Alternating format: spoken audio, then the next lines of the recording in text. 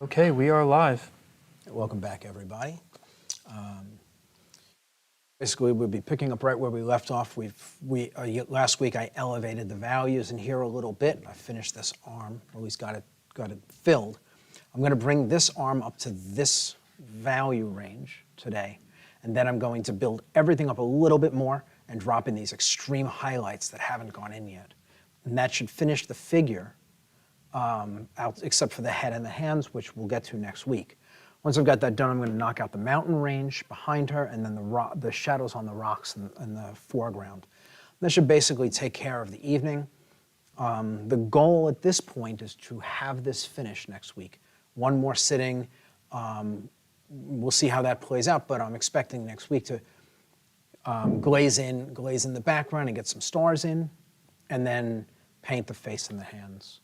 We may run a little bit long next week just to make sure that all of that gets done, but I'm not expecting it to really take too much time. I think maybe 3.5 hours should handle that. So let's just jump in and get to work here. So I've still got my same palette. It's exactly the same palette. I cut a piece of palette paper and I laid it down because everything that's underneath here is dry and I don't want to work on top of it. So I have a clean piece of palette paper, just a small piece sitting, and it's rung by my colors that I mixed, 4 weeks ago or whatever it is now. And so, like I said, I want to go in here. I want to bring this arm up to match the rest of this, and then I'm going to start building from there. So I believe this was the shade. And again, I'm just going to pull the paint back, kind of scoop some out. Got a little bit of medium here. Just loosen it up a little bit.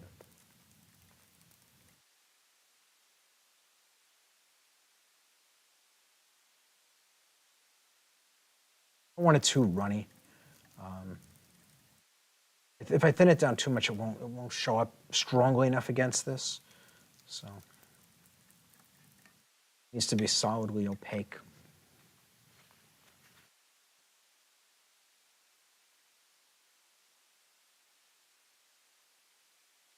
So just gonna jump in and get to it.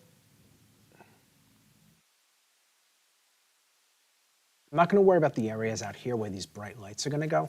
I'm more working in these areas that are more red, trying to pull that stuff out.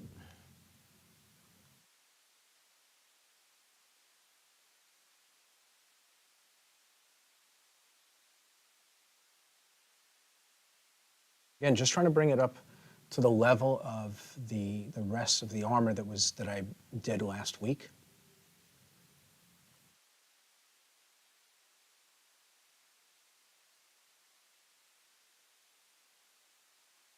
Slowly working my way across the armor.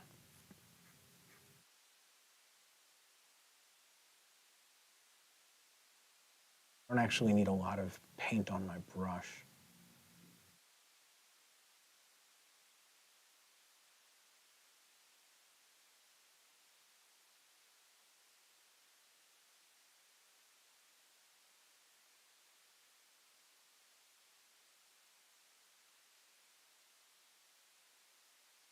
Just approximating what I see.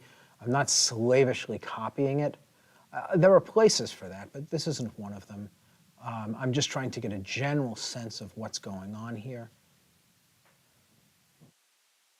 Doesn't require every mark to be exactly where it is in the photograph.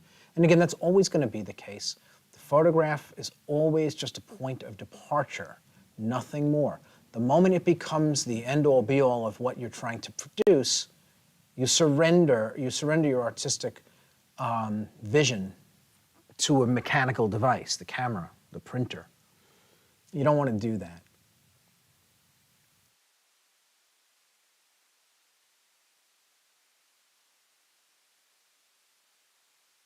Some of this is just clean up, making edges sharp.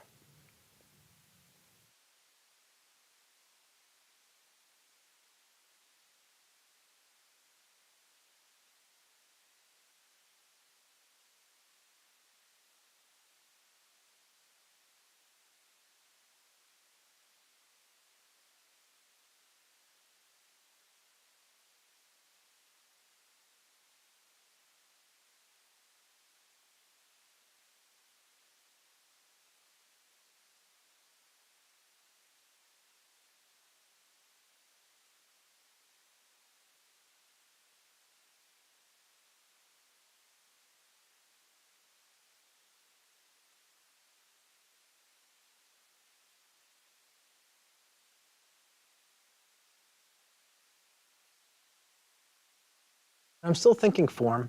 As I'm putting the paint down, I'm thinking, where are the sharp edges? Where are the gradients? That never goes away. That thinking is always in the forefront of my mind as I'm laying down paint. Always.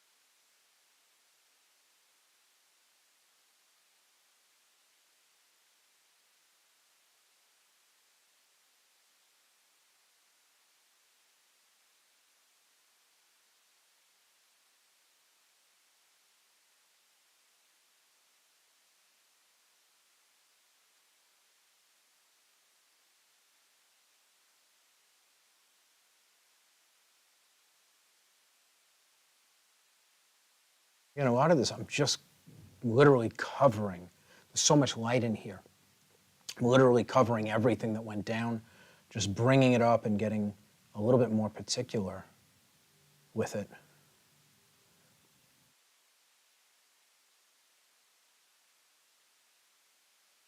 And again, it's not everything, but a lot of the real estate that was covered last week is being covered again.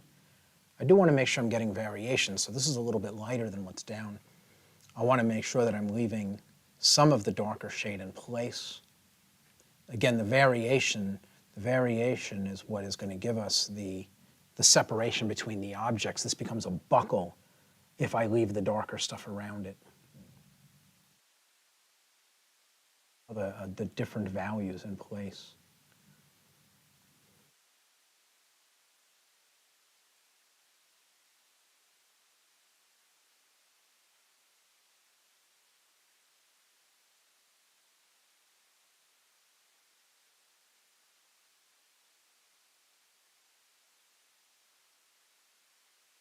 Again, I'm thinking form. I'm thinking moving around the form. Sure that I give the impression of volume by creating sharp edges and gradients. Again, I can't stress that enough. Like that's how I'm thinking. I'm not thinking about armor. I'm not thinking about the shape of an arm or a buckle. I'm just looking at the values. The colors are already chosen. It's a value choice right now. Which value is going to do what I want? And then when I put it down, what does the edge look like? Is it a sharp edge? Is it a graded edge? What do I need to get the impression that I want? And that's it. There is nothing else.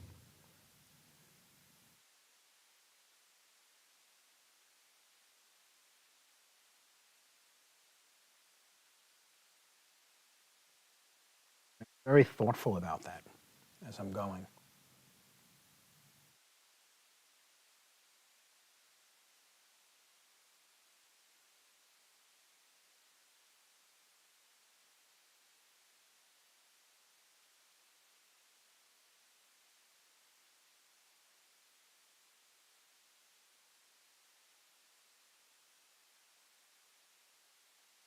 And again, you can see the armor starts to come out. It starts to feel more three-dimensional as I do this.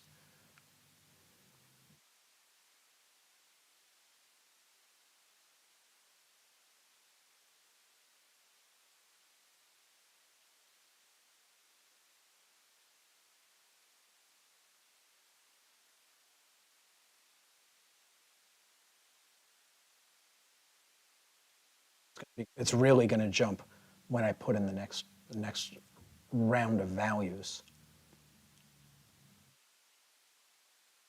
Those highlights in at the very end, this thing is just going to really come together beautifully. Again, I wish you could be here to actually see what the painting looks like with your own eyes. The quality of the paint and the subtlety of the value shifts, they're lost in the digital medium. Eventually we'll make prints of this, and they'll be color correct, and all of the details will be present in them. So anybody who's interested in getting one will be able to do that. Again, we are going to be doing it. It's going to be a charitable event. All the money that comes in, it'll actually go directly to the charity. You won't even, when you make a donation at the charity, we will give that information once it's all set up. Probably next week we'll actually have it put together for you. So anybody who goes out and makes a donation at that point, I don't know what the amount is going to be. Anybody who goes out and makes a donation, we'll announce all of that information next week. You'll get a print of this painting. I'm still debating what I want to print it on. I'm thinking actually, originally I was thinking about doing it on a canvas, but I think on a clean satin photo paper would actually be nicer. I'm going to test it once it's photographed. And even the photography of this is might be an event. I don't have confirmation yet, but this painting may be traveling to California to be photographed at a special event, and so we'll live stream that as well. I think if it's not live streamed, it'll be posted. And then everything will be figured out from there. But we'll keep you apprised. I'll let you know. I should be able to let you know next week when we finish the painting. All of that information, we should be able to drop it out there for you and get the ball rolling at that point. That's the hope.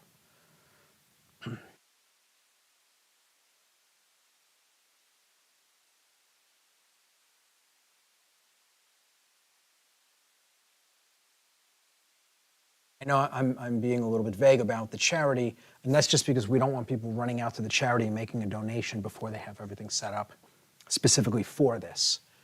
We don't want them, we want to make sure that everybody who makes a donation for the purpose of getting one of these prints, that we know who you are. There's no confusion.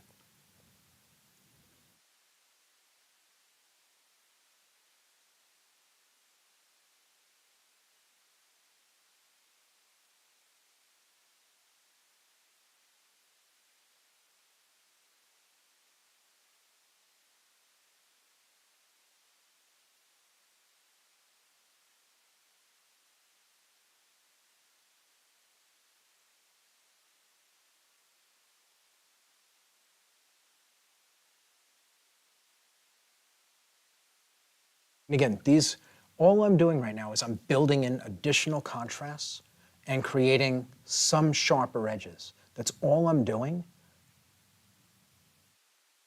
Through that subtle value jump and the sharp edges where everything else is a little bit soft, I'm defining the armor. And it looks like I've done all this work, but the truth is it's just a few sharp marks that are giving an impression of a level of refinement that was never in the painting, right? And this is basically a shortcut to getting something that looks really tightly rendered, even though it's only a few strokes that are giving that impression.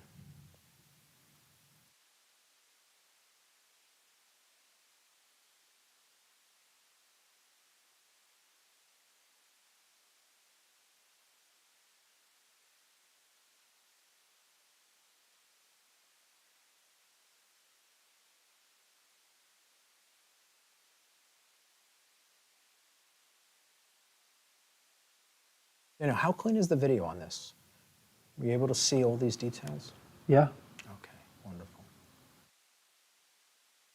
Yeah, people have already shared how much they appreciate the camera here. Good. Good.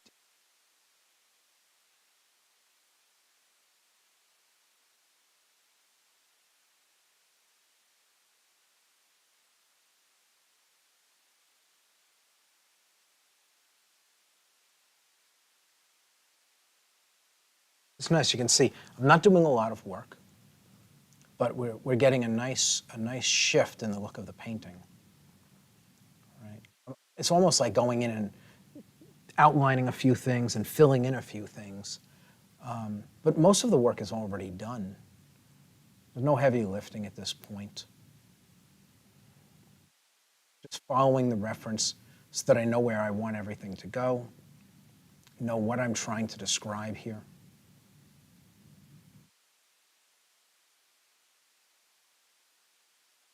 Kevin, Yes. The dots on the arm, are you going to do those? The dots? No, I'm not doing that.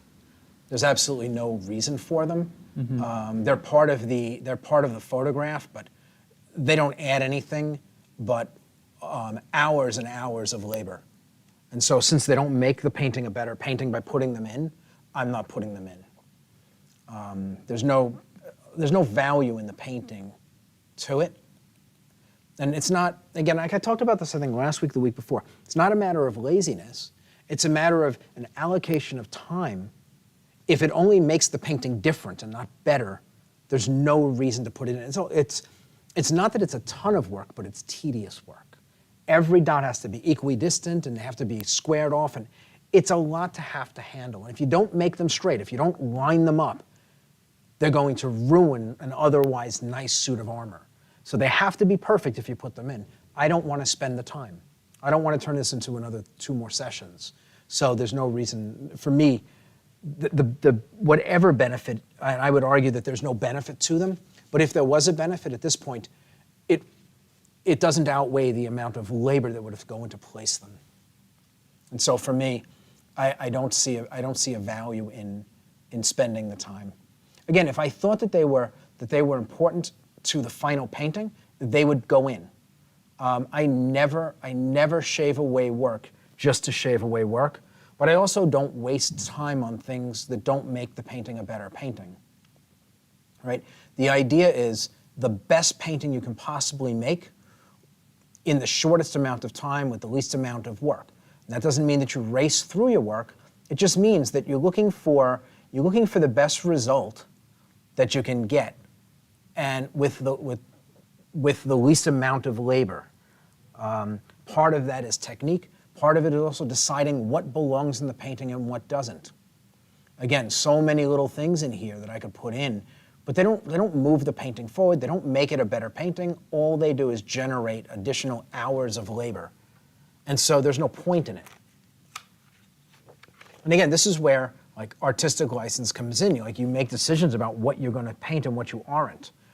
And some of it is just a matter of work. Like, it's just not worth the work. And so in this case, like to me, those little dots, they're just not worth the labor. Like I said, I wouldn't avoid them if I thought that they were going to improve the painting. I make that point. It's important. I don't cut corners for no reason. To me, it's not a cut corner. It's superfluous information. Stuff that is of no value is just excess. And so that being the case, I see no point in it. I see no point in allocating time and energy to it. On that note, Kevin, what about the stars? Are you going to paint those? That's the plan. Yes, I know everybody wants to see the stars. That is the plan. The plan is to put the stars in. Nice. I'm not sure when they're going to go in, but they'll go in. Possibly next week before I do the face and hands. I may glaze the background a little bit and then drop the stars in. You know, it's funny. There's so much dirt in the paint. From where I'm sitting, it looks like the stars are already in. Little specular highlights. I feel like I've already done the stars. It all is just, layer upon layer. It picks up dust. Another question.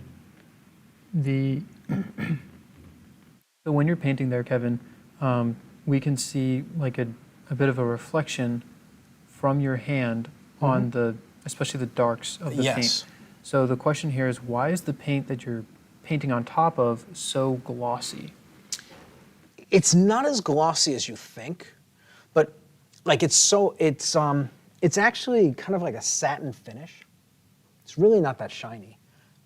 Compared to like a gloss varnish, this is really quite matte. I mean, it's really closer to matte than it is to gloss. But it's kind of like an eggshell. It doesn't bounce a lot of light. But the thing is that everything has been polished smooth. So these flat surfaces simply reflect light better. And you've got these darks in here, so when I put my hand up there, you just see the reflection. You can see it here, but not quite as much because this area is light. But against the darker things, it really stands out. And there's a lot of light in here. This is not a dimly lit space. We've got a ton of light raining down on me here. And so my hand is brilliantly lit against something that is almost black. So like if we didn't have these lights, if we had just regular studio lights, there would be a little bit of reflection, but not much. You wouldn't be seeing it the way you are. Working layer upon layer, I'm able to kind of polish the painting smooth, and that smooth surface just reflects really well. So that's a big contributor to it.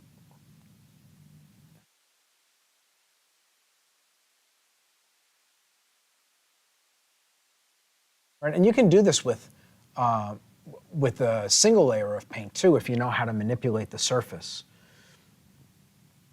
It's not just a matter of layers. Like I can do a painting one pass opaquely, and I can polish the surface of the paint with fan brushes and things like that, and it's almost like polished furniture when it's done. And again, it's a labor-intensive process, but from the standpoint of your deliverable, you know, what your painting looks like when you hand it to the client, to me, it's worth the time. And one of the things that makes the old masters' work so beautiful is the glow. There's a technique for that. It's a particular skill to be able to polish the surface of a painting.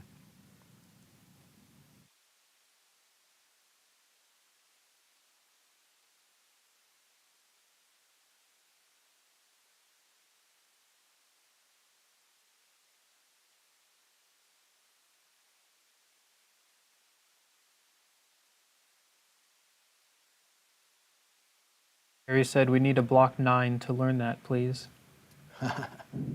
You know, somewhere along the way, I'll do it. It won't be a block 9. It'll just be a free video. At some point, it'll be thrown in with something else. Again, you know, it's like priorities. This in and of itself is not a priority. It's a nice thing, but it's not a priority in learning how to paint. We try to stick with what is most important to where they want to be as an artist. This what I'm talking about now is not foundational, and so it's not on our hit list of things that needs to be addressed early. Again, like all of these things, the hope is that at some point we address all of them. Again, it's like finalizing each video to the point where like block 1 never gets worked on again. Right, because those of you in the program, you know, like we've done these videos over and over and over. Every time we figure out a way to upgrade the education, we do another video. We redo the older videos. And so getting back through them and updating everything to the point where it's like, okay, they're done. We can stop now. There might be ways to improve it, but now it's like the amount of improvement for the amount of work to produce the video is no longer worthwhile. Now we can start looking at what can we add. Instead of going back and improving old videos, what can we now add on the tail end? And a video like that would definitely fall into that kind of category. Right. We're always looking for ways to make what we offer more valuable. Like again, the whole goal for this is to get our students to a professional level, and so anything that we can do to help contribute to that movement.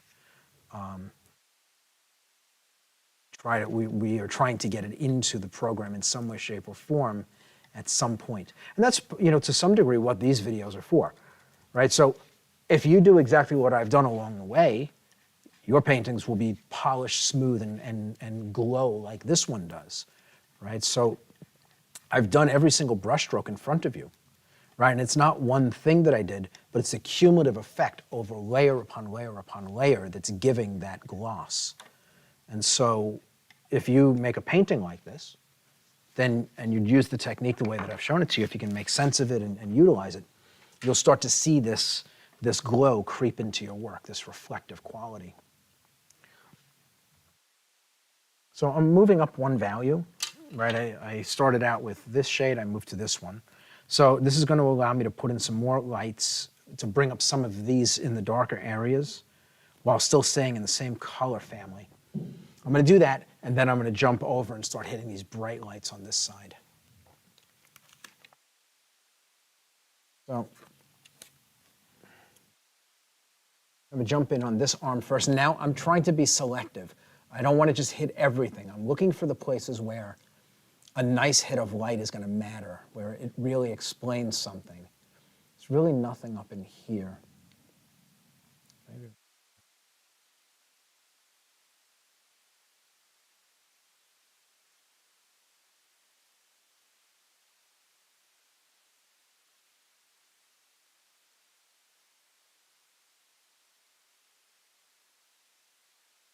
Watching my edges, sharp and graded.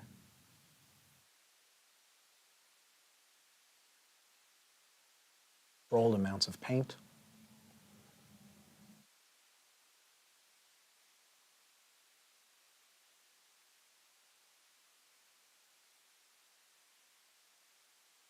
You can see I'm not picking up a lot of paint at any given time.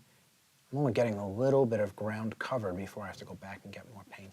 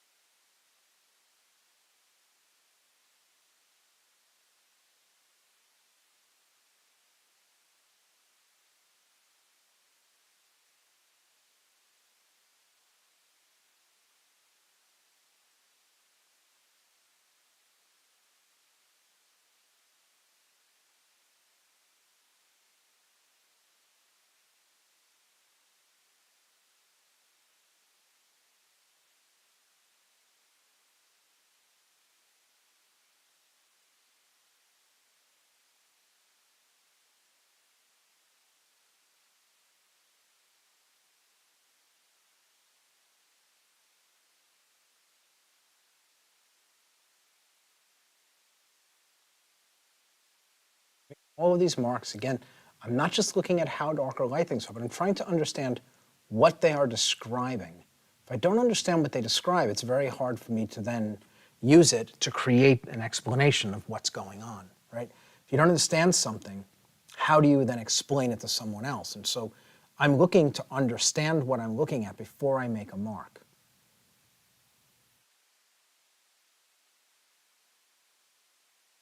Question from Heather, Kevin. Yes. Could you explain the proper way to polish, as you were mentioning earlier, as in the great old masters did? Well, so the paint is wet when you put it down, and so what you want to do is take a very soft brush and kind of dust the surface. If the brush cuts in and creates like visible strokes, you're pressing too hard. So when I do it, I'll take like a fan brush. I have other brushes that I use, but a fan brush. And instead of working like this, the brush is here, and it just skims the surface. I pull everything. I like to do little curves, like this, and then I'll curve it in the other direction, and then I'll pull everything in one direction until I see no texture. But I'm very gentle. The brush, it barely bends when I do this. You see it, there's no pressure. The brush just touches the surface. And so that'll take all the brush strokes out. And if you do that layer upon layer, the painting will be smooth as glass. The brush will glide across it, everything will reflect. It's a nice effect. And you can do that with thick paint, you can do it with thin paint. Thinner paint tends to lift, where if you have something a little bit heavier, you can kind of manipulate it. But you think about it, imagine if you frosted a cake, right? How do you smooth out the frosting? The frosting's not like paper thin, the frosting has a thickness to it. How do you smooth it out? Imagine if you had a brush and you had to use that to get it flat. Think about what you would have to do with it. It's exactly the same thing. Again, when you're working a little heavier, it's like smoothing out frosting on a cake. And so, but we do it with a fan brush for the painting. Or for a cake, you would do it with a knife. But it's the same basic idea. Beyond that, it's hard to describe. I hope that is enough of an explanation.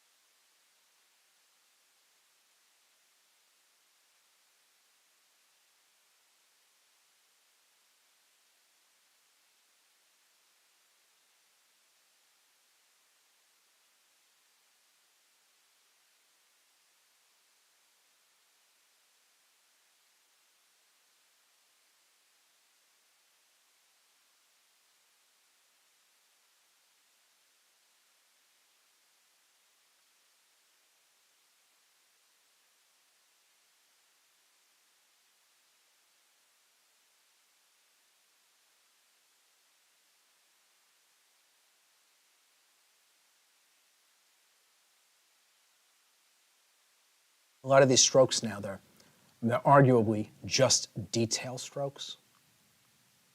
I'd be very careful to stay inside of the lines that I've created, not to be sloppy. Very important. And every mark that goes down now has an impact. None of these are going to be invisible in the final painting. I want to be careful to treat them with that level of respect as I put them down.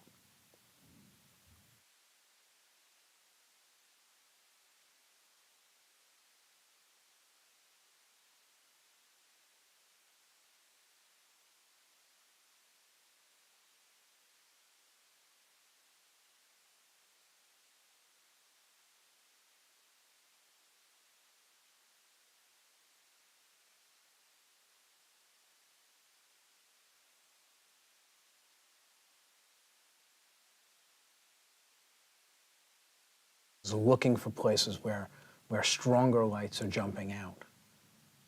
And again, it's going to get built up even more. I'm not dealing in these really strong lights. I'm dealing in here, in these reds, trying to give more and more volume, more and more explanation of each one of these shapes and how they relate, the spaces between them, where the armor overlaps. Trying to just make sense of it visually so that when somebody looks at this, there's as much dimension between this plate and that plate and this hand and the gun and the shoulder. Like each thing has depth. It's not just that this figure sits in front of the stuff in the background, but that this hand is in front of the chest, which is in front of the background. Right? Each thing I want to be able to see all the layers and the volume of each object and feel the weight of it. The only way to do that is to make sense of what's giving that impression before you make the marks.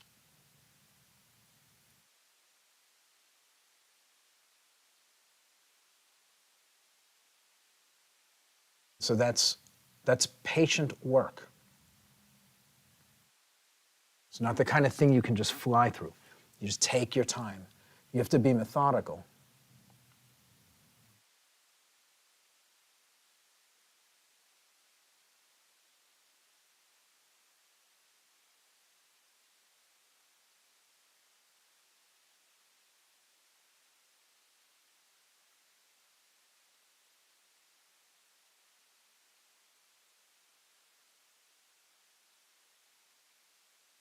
I said, it's not a perfect match necessarily. It just has to describe the form. I'm not worried about a perfect match to the shape and the value. I'm working within what I already have and making sure that everything relates to everything else. That's really the job at this point. The painting is so far along, the photograph's irrelevant other than to just give me some guidance. I'm now just working within the value range of what I've created. I can't match this if this is different from what's down here. And as I've worked, I've not focused on matching this.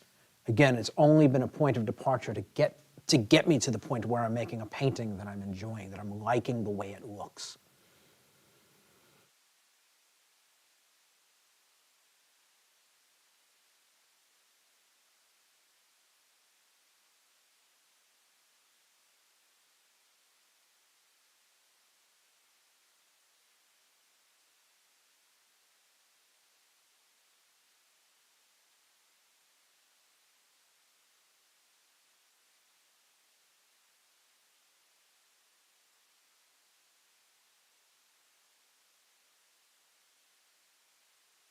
And again, just picking and choosing where these things go and where they don't.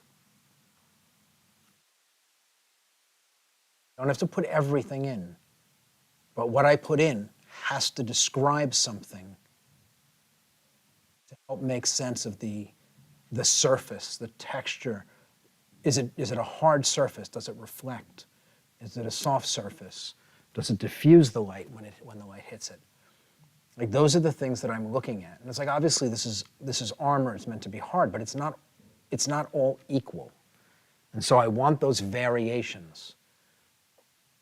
I use the light when I photographed the subject to help create them with these bright highlights out here and then more neutral in here. But even while I'm painting, I'm trying to create a little bit of variance because because it makes for a nicer looking painting, a more interesting visual image. And even as I'm working, I'm adding things in that aren't even in the photograph, just because I feel like there should be something present in a place where there's nothing.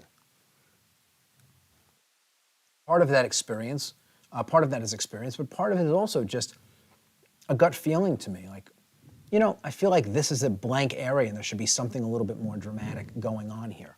So I add something in. Now, I might be wrong. I don't do it casually. I'm really thoughtful about it when I do it. I know why I'm doing it. It's not just a random thing. I know exactly what it is that I want and why I'm putting a mark in before I put a mark in. But even at that, it doesn't always work out the way I think it's going to, and sometimes the mark was a mistake. And that's okay. You take those risks along the way as you work. They have to be educated risks. Again, you have to know why you're putting it in. I know I'm putting this mark in for a particular reason. I expect a certain result, and so if the result comes, I recognize it, and if it doesn't come, I recognize that as well. I can make an adjustment if the expectation isn't met.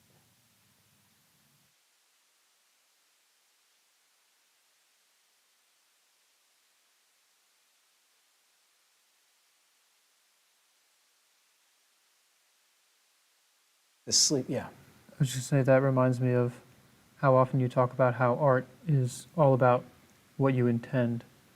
Yes. Yeah, I mean, that's, you know, artwork is all about intent, in my opinion. In my opinion, that's how you recognize artwork.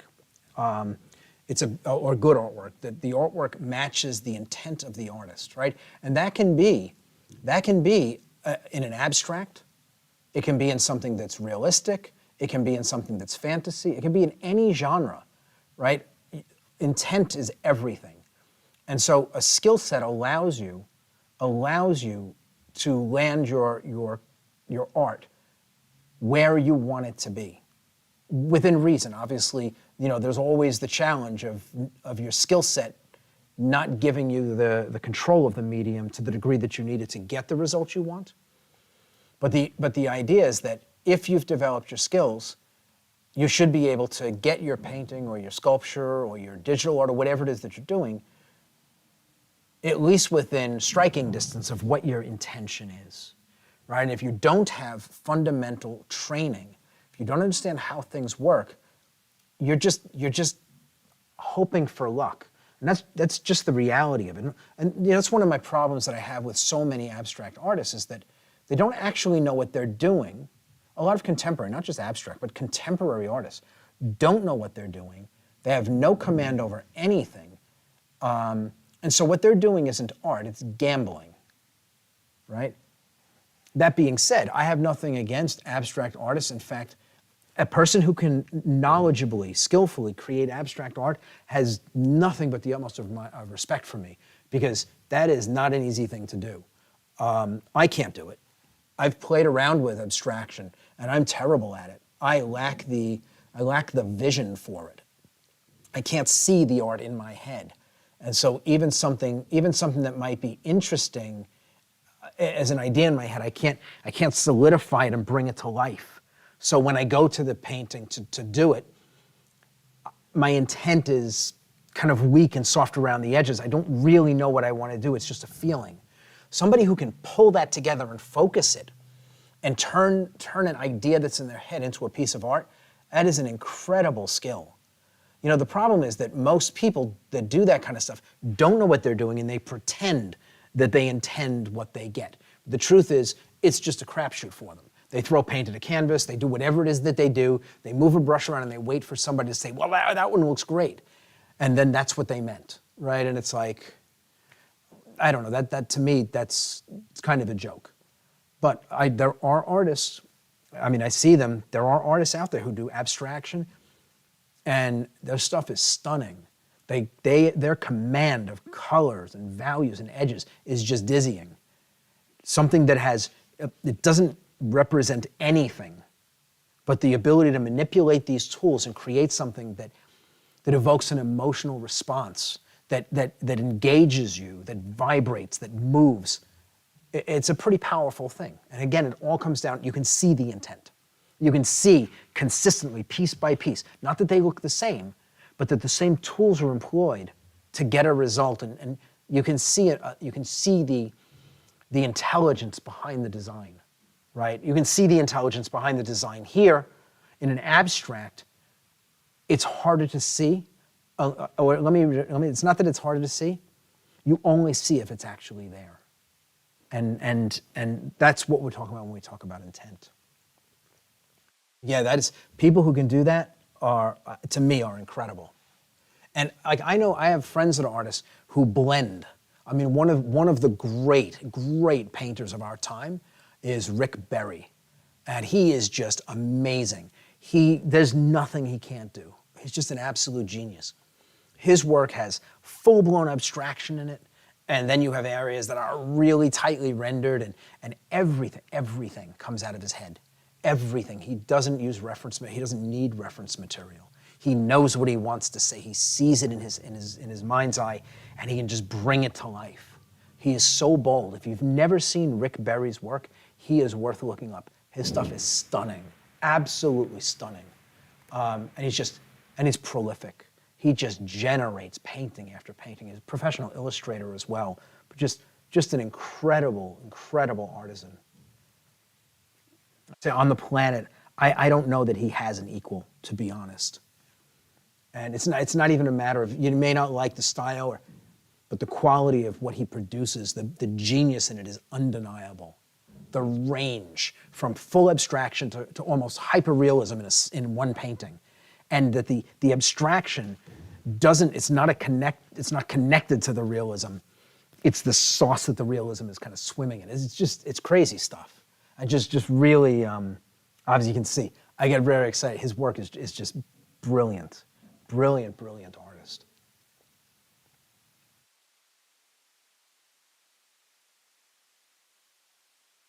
I think years ago, I don't remember, the major companies out in like Silicon Valley, they would fly him in to do seminars on creativity. I don't remember who used to, there were a number of companies that used to do that. They bring him in to talk about creativity, not about painting, because it wasn't a business built around art, but his creative genius, where this stuff came from, abstract ideas married with things that were so solid and tangible and recognizable, how he was able to pull that together. But just really great. Did you get his website? Yeah, I got it. You post it up there, yeah. Definitely worth checking out stuff. And let me tell you, every one of you, go to his website, buy his books. His books are great. The images are absolutely stunning. They're not expensive. I think he does them himself, but they are absolutely stunning. Every artist should have those books in their collection. They're spectacular. Only maybe like 25, 30 pieces in a book, but wow, this stuff's gorgeous. In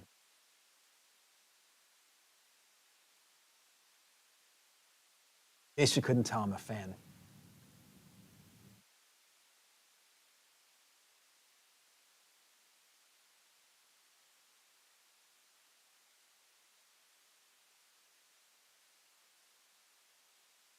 Question for you, Kevin. Yes. Actually, two questions that go together really well. Okay. So first one is from Bill. How can you tell when you've overworked a painting? And he said, I'm too impatient to get that far very often. And then Heather said, how do you know when you have done enough? I always feel like I need to do just one more thing. I can't seem to know when to stop. How do you overcome this? Well, so I would say that knowing when to stop, that's a big challenge for artists. When something is done, right, it really comes down to the artist to make that decision, right? But there's a way to think about it, or at least to me, that can be helpful. So, like I was saying about the dots on here, they don't move the painting forward. They might change the painting, but it's a lateral move. It doesn't move the painting forward towards a better finish line. It just moves it to the left when I cross the finish line, or to the right. It doesn't make it better. And so when you're working, if you don't have something you're going to do that is going to make the painting better, don't do it. Just a lateral move, don't bother. only things that move the painting forward, right? And that should be the case from the very beginning. So in the school, I tell students all the time, because I get this question, I don't know if I'm done yet. Well, this is how you know if you're done. You look at the painting and you ask yourself, is there anything wrong? And you can kind of walk through your values. Are all of your shadows darker than all of your lights, right? Basic rules. You look at your colors. Are all of your shadows grayer and all of your lights more colorful? Are all of your shadows one temperature and all of your lights the other, meaning warm and cool or neutral and warm, right? Do you have an excess of details in your shadows, which you shouldn't? Do you have enough details in your lights, right? All of these things. Then it's like the edges. Are my gradients soft enough? Are they where they belong, and are they defining form? If the answer is yes, then it's, are all of my sharp edges in place to explain the distance between one thing and another? Right? And you kind of walk through these things and you scan the painting, asking yourself, pulling the painting basically through those filters to see if you missed anything. And if you've missed nothing, the painting's done. Now, there may be things that you miss, but you don't perceive them. But if you can't see them, you can't fix them. So the painting is not going to be perfect, but it's going to be perhaps the best you can do right now. And that's all you can do. Anything more than that is out of your reach, right? So if you find things that are wrong, right, you're asking yourself those questions. If you find something that's wrong, the next question to that piece is, do I know how to fix it? Or do I know what's wrong, and do I know how to fix it? If you don't know what's wrong, you can't fix it, so you don't bother, you move on.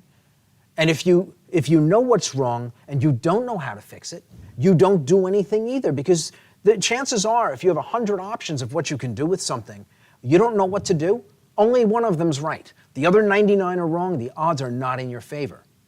So don't mess with something that you don't know how to fix.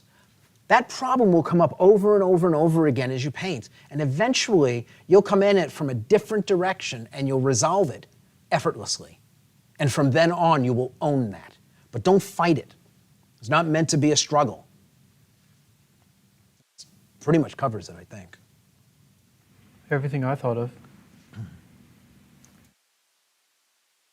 Another question for you. Yes. What are your thoughts on places such as the Florence Academy or Angel Academy of Art? Do you view them as peers or competition to Evolve's curriculum? Well, I'm familiar with both. You know what? I don't see anybody in this industry. I don't see other artists. I don't see other schools as competition. We all have the same goals, right? I believe that. I don't believe anybody is opening up a school like the Florence Academy with the idea of raking in money and not educating people. The idea is that you got to make money to survive and build the program, but the idea is to bring people in that love this tradition and want to be part of it and give them the tools to further it. To not just take what's given, but to do it at a young enough age that they can then grow and improve it and then share it with the next generation, so art is always getting better. I believe that all of these schools do that. How they do it is different, right? And so some of the schools are terrible.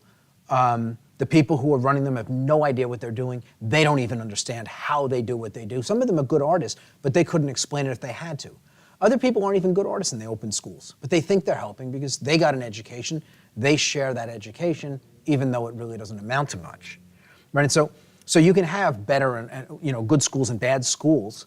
But I believe that the people who are in the arts that are doing this are really honestly trying to further something that they love. I don't think anyone goes into the arts to make money. They go into it because they love it. And like for me, why do I teach?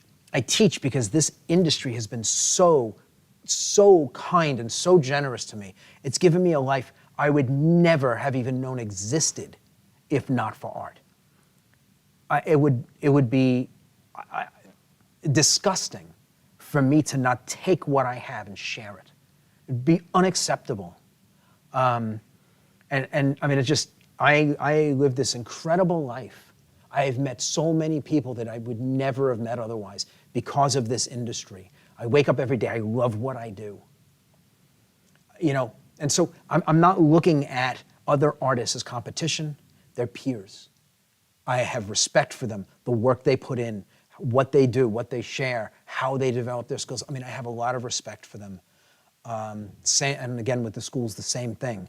It doesn't mean that I agree with the way they go about teaching. I obviously Evolve teaches in a very particular way, and it cuts against the grain of almost all other educations. I've never seen an education that looks like this, the way that we break it down. And we're kind of backwards. If you ask, like the Florence Academy, they spend time drawing before they paint. We paint before we draw.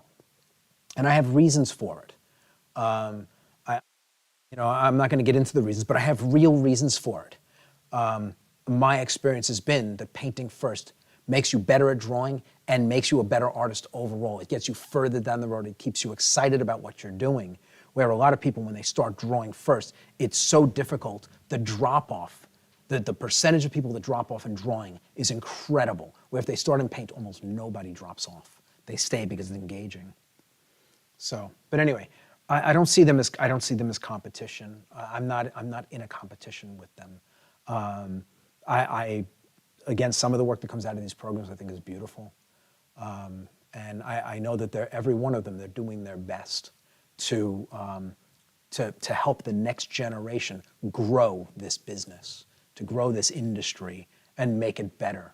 You know, they want their students to go out into the world and eventually surpass them so that the teachers can sit back when they're old and look at their students' work and be like, wow.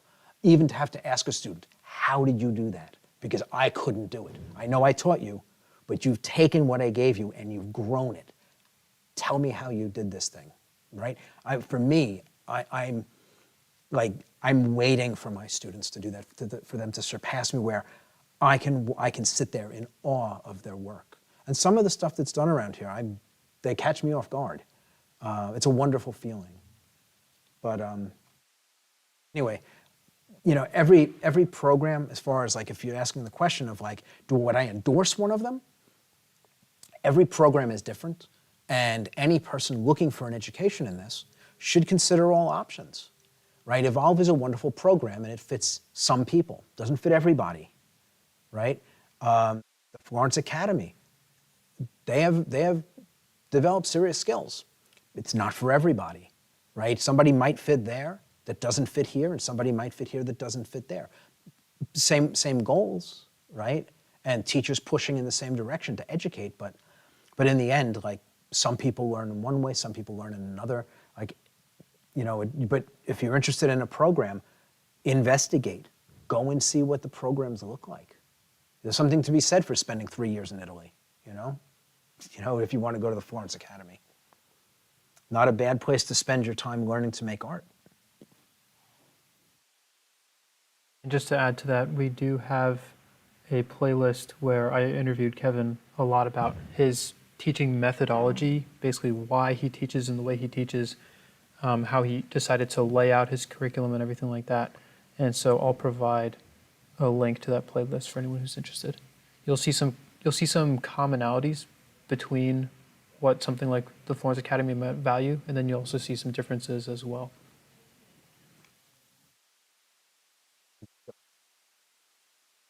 We did a live class through Facebook originally, Kevin, back in late summer, and then I kind of spliced it up into different topics and posted them on YouTube.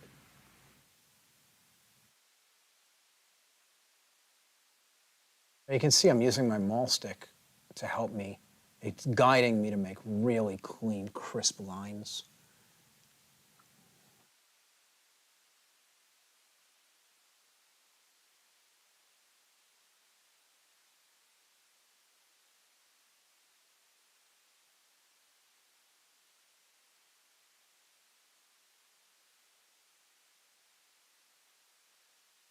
Are we on time? It is 8:56. Okay.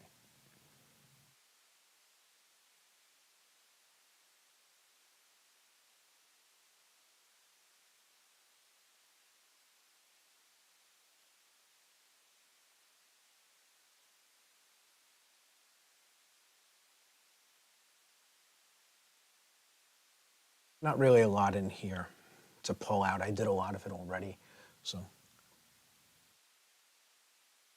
And just looking at these little pops, which will help to give us a little bit more, make it a little bit more dynamic when we look at it. Again, a lot of this in here is all good. Drop a little bit right here. Again, just helping to give the impression of a little bit more dimension.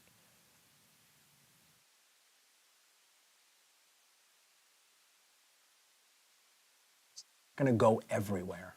Very important. This is not going everywhere. Just a little bit here and there, which helps to pull one plate out in front of another. Right? These little jumps in contrast separate these things. Each of these things becomes an individual kind of like fold, and then this sits in front of this. But it's the contrast that do it.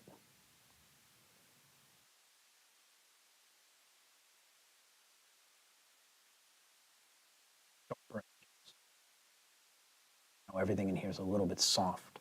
So if I want these things to pull forward, the contrast ratio helps by making these things a little lighter, and then the sharp edges help.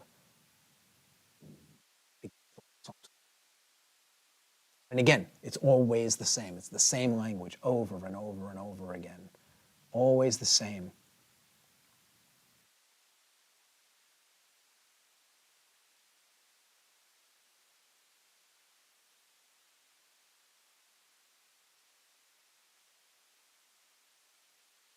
Yeah, trying not to overdo it. I don't have to beat people over the head with this. Jumps away.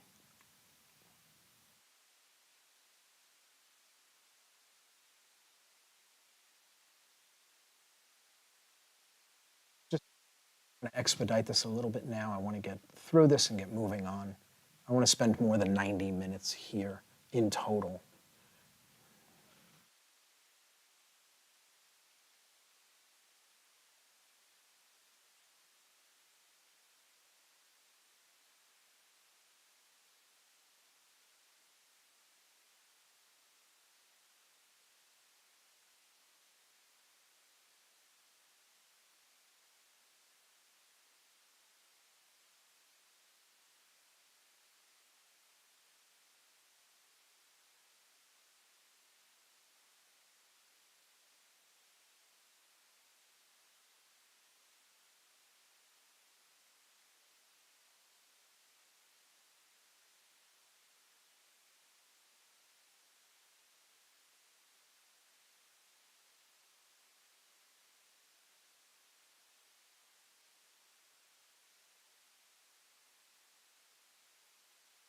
And it's going to get darker in here. We only have a few marks down in here to do. Right, you can see in the photograph. Can they see the photograph? 1 second. Yeah, kind of. Yeah, so the photograph is all dark in here, so I don't want to, like, I've got a couple of little places of light. Those are the only things I'm going to bring up, nothing else. So I'm being very thoughtful about that. Again, like I said, I don't want to paint everything. I only want to bring up these lights, these brighter lights in the places where they really jump here.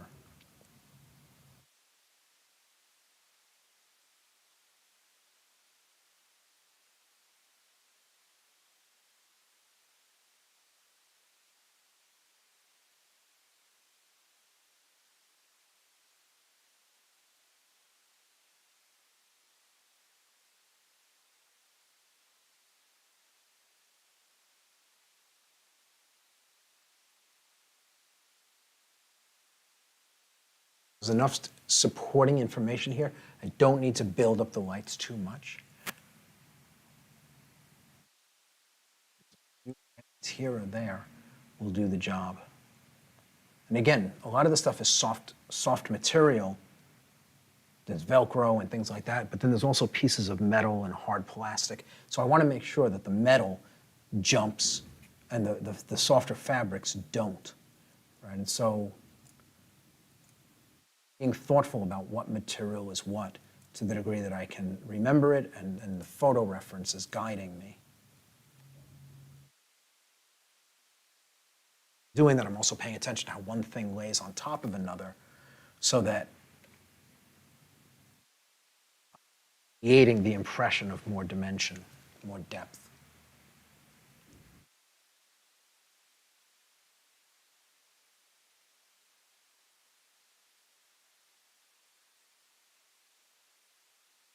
These little marks creates more strength in each of these objects.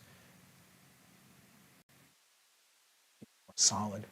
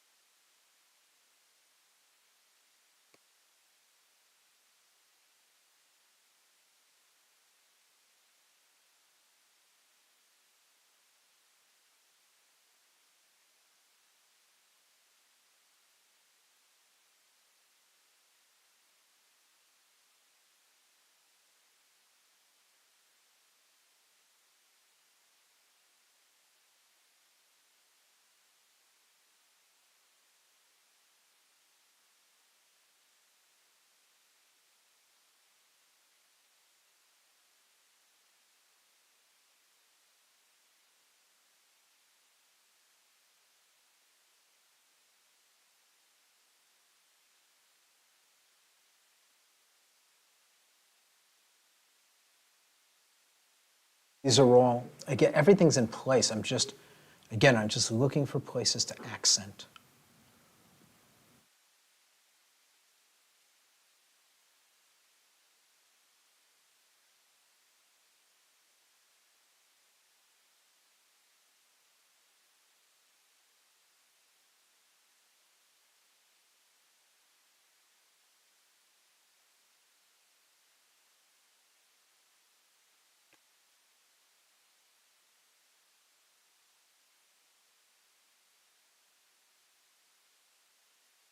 Some of these places I'm adding a little bit more contrast than is in the photograph, again, for effect.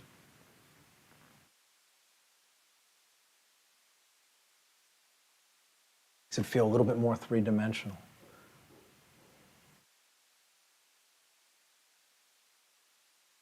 Some places I'm toning it down a little bit so that I can get a more contrast against something else. Again, not slavishly copying the photo, very important. Archer for me.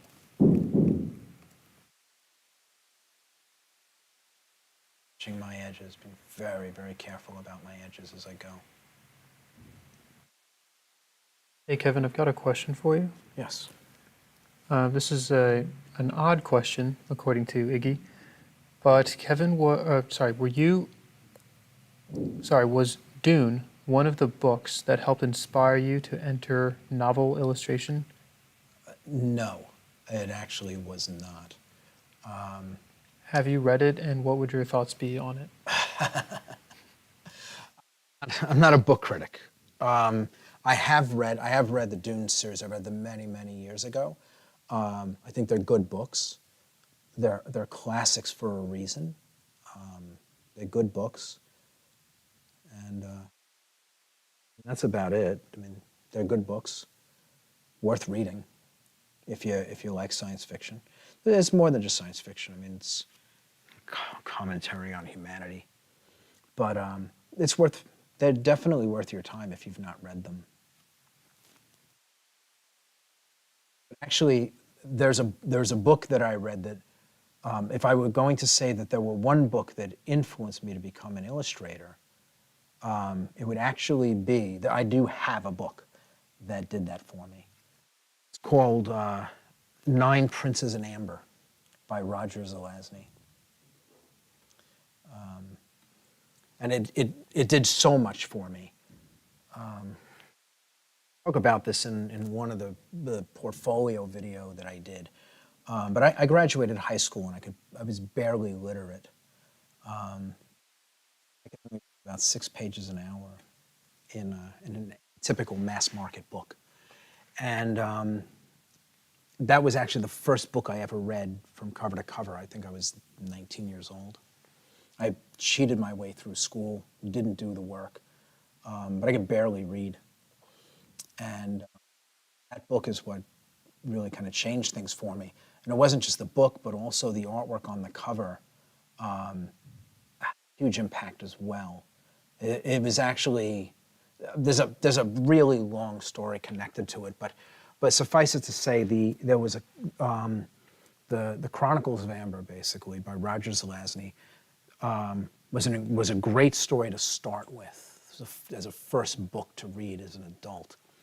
And the cover art, it was a science fiction book club edition. The cover art was a painting called Wilderness by Boris Vallejo. And I fell in love with the painting. I had seen it many, many years earlier. And I'd seen it when I was 10 years old. I was blown away by it, and it wasn't until I was about 19 that I found it again. I recognized the painting when I saw it on the book. And I learned to read, and I fell in love with the art, and that opened up the door to doing this professionally. So I do talk about it in much greater detail in one of the videos where we go through my portfolio. Daniel, if you want to drop that out there for them. Okay, sure. So.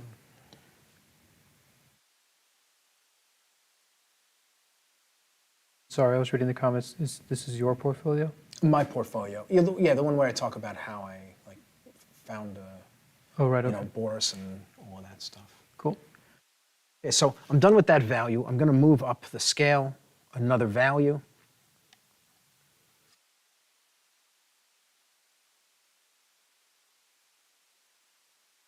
Right, and so they're not big value jumps, but they show up here. You can see this is becoming more dynamic. Start working with this. I just want to go in and make sure any of my edges that I just put down, I'm seeing some that could be softened a little bit. Some of this is just sinking in. It's a little harder to read.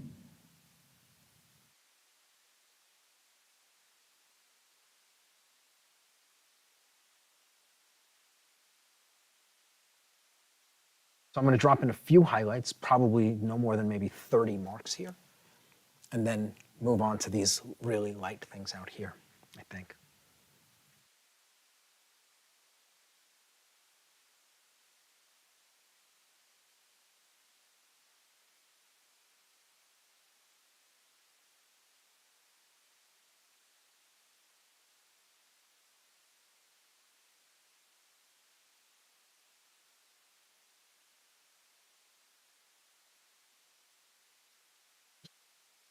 And it doesn't shake as I'm working.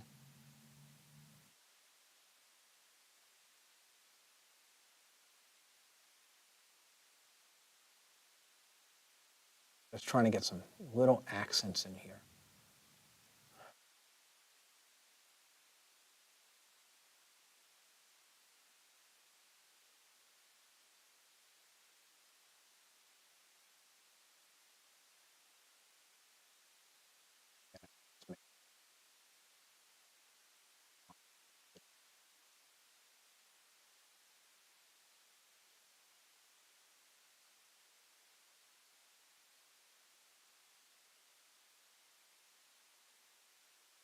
Got a comment from Robin Slee.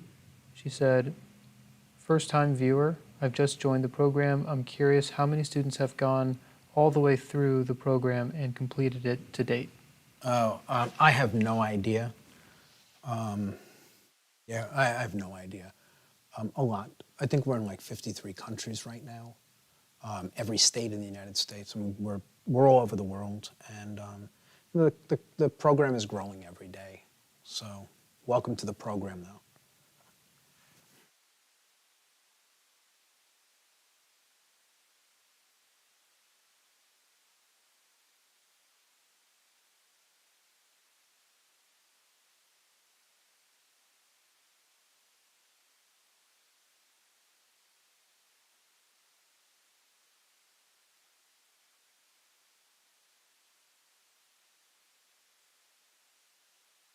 These little marks, they help to explain volume.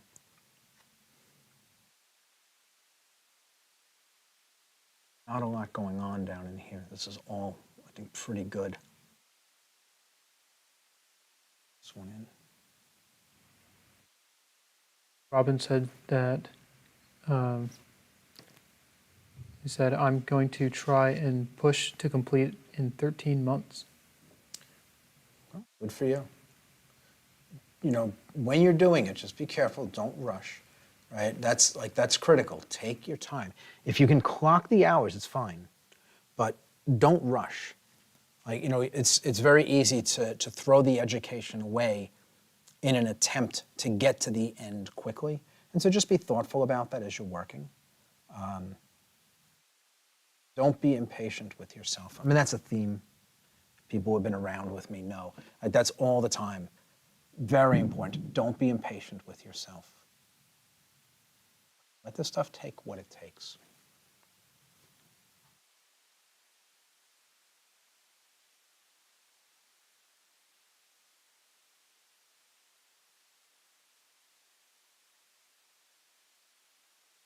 These are just slightly, again, you can see the value, they're barely different. But these do read as highlights on top.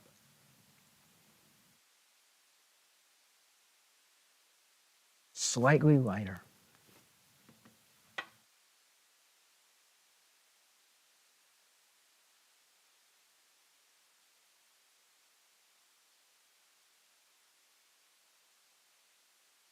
Again, as I'm going, I don't need a lot of them. Not everything has to be painted with this. Just the things that really jump. I'm not going to do anything in here. Some stuff in the arm that I'll grab. It's pretty good, probably.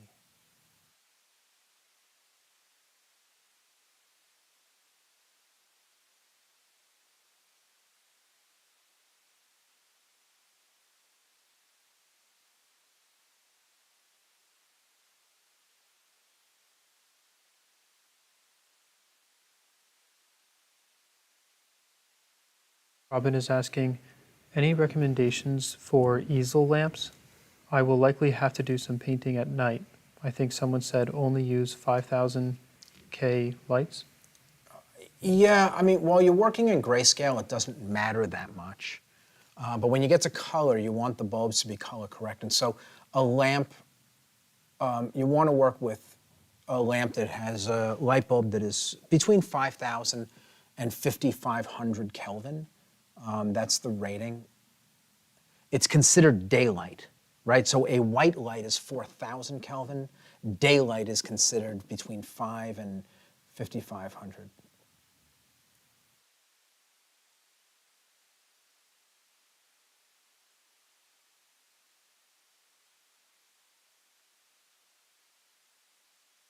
All that's going to do is it's going to show you your colors the way they actually look. Different colored lights will change the color of the paint, right? So a tungsten bulb is 2,800 Kelvin. It has a lot of yellow and orange in it. And so you're not going to see violets and blues. They're not going to show up. Even if they're in the paint, you're going to be hard-pressed to see them. And so you want to, 5,000 is a full range of color in the light source.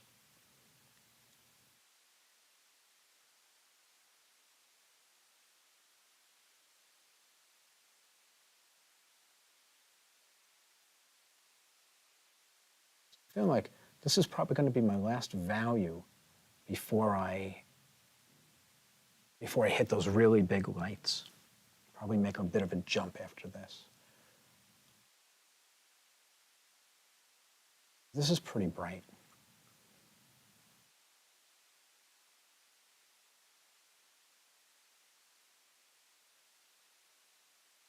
Going to adjust your temperature when you hit those bigger highlights? No, I mean, whatever's on the palette here, that's what I'll be working with. I mean, I made adjustments. I made adjustments in the colors early on, like when I first mixed them.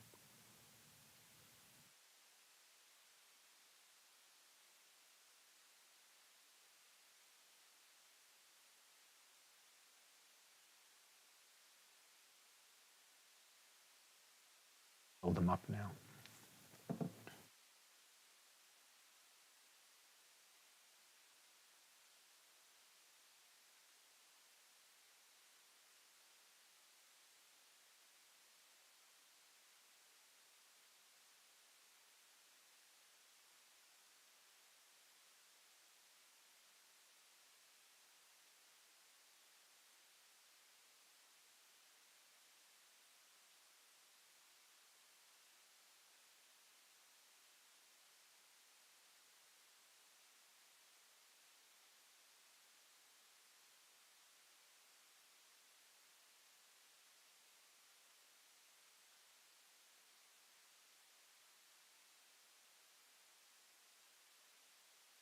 Question from Bill.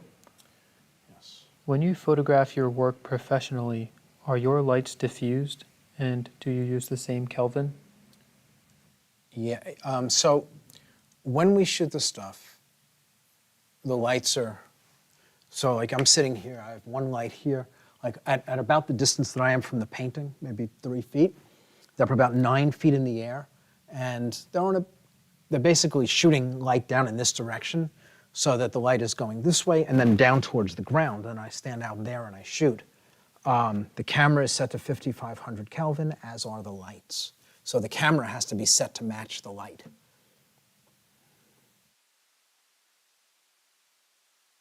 Yes, and they have a soft box on them.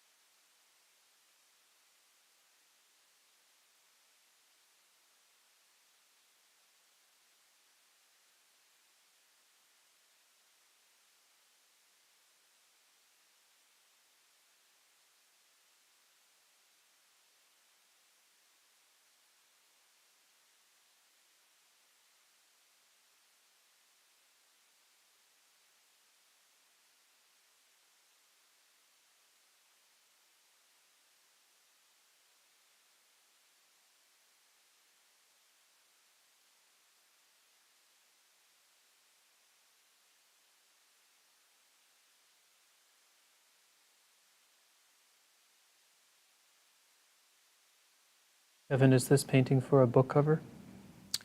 No, I designed this specifically for this live stream. But it would work. I was actually talking to somebody the other day, and I was saying, like, this painting, back in the 90s, this would have been a typical book cover. It's a bit vintage, right? The look of it is vintage. I don't think you would see this as a book cover today. The look of what you see in stores is a bit different than this. But yeah, I mean, this is something like, this is what a book cover would have looked like when I was doing them back in the 90s. So I don't know that this would actually fly as a book cover today. I mean, the quality is there, but the aesthetic might not fit the market. I'm actually not aware of what's going on in that industry. I've been away from it for a number of years, and so I don't actually know what the look is these days.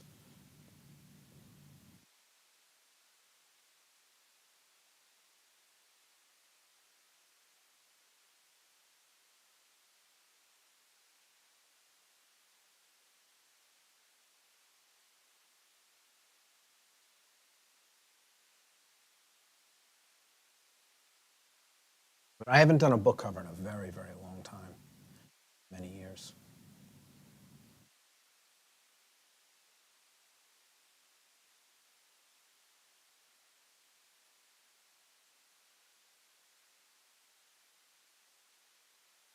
Bill said that he has a Nikon and can't set Kelvin. Under white balance, it doesn't allow you to set Kelvin. What you can do, ambient daylight, which is basically inside of shade. So you'll have like a picture of a tree, and that'll be the tree casting a shadow. Generally, there's an image like that. I think that's what Nikon has. And that would be what you would want, ambient daylight. That's going to be about 5,500, 5 to 5,500 Kelvin. Get your clean photo.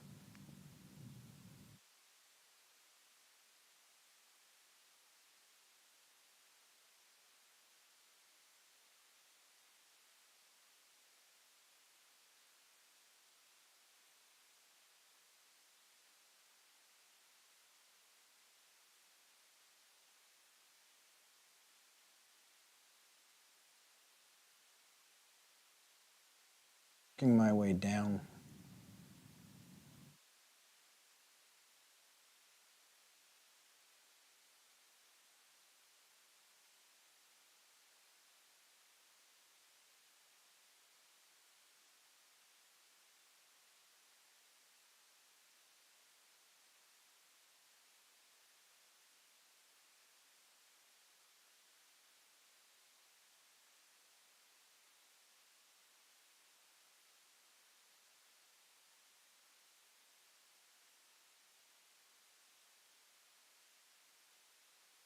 Question, Yes. are you saving the face till the end as a reward? No, I'm just painting it in what I think is a reasonable order. A floating head is harder to assess than when the head is all that's left. It's just easier to make sense of it. So no, and that's actually the reason. It's easier to make sense of the flesh tones and know if they're right from the moment I start putting them down, if everything else is in place.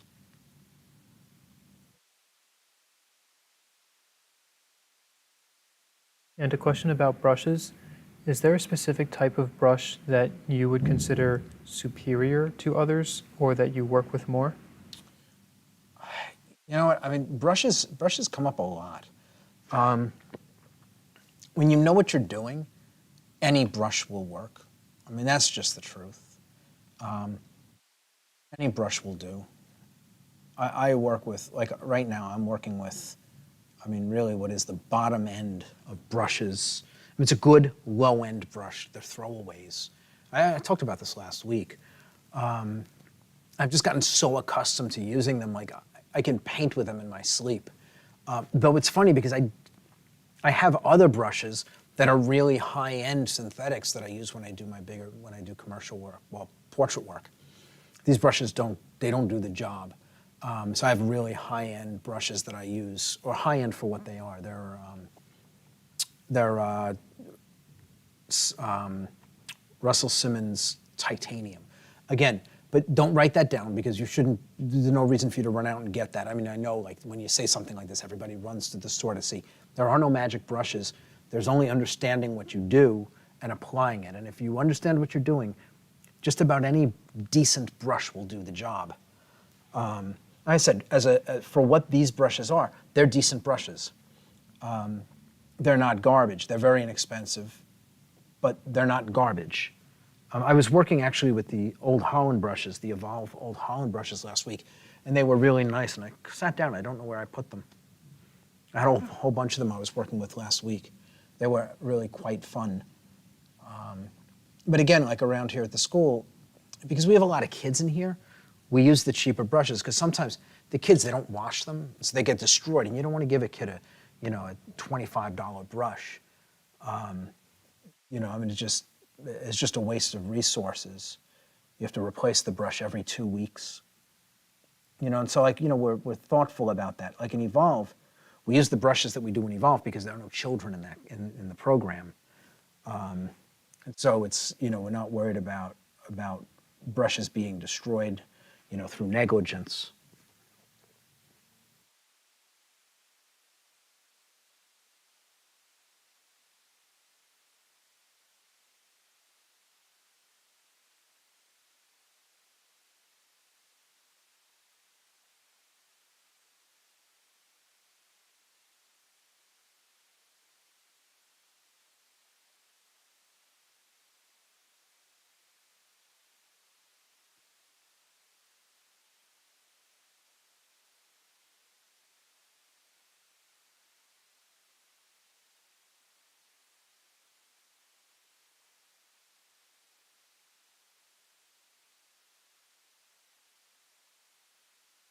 You can see like those little lights. Look at how tight this is now.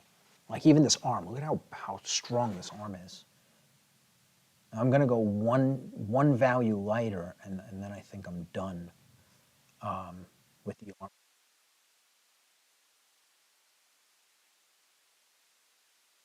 Just want to make sure these edges are tapped down a little bit. And again, these things are reflective, so they're down here, so it doesn't have to be very smooth, like very blended.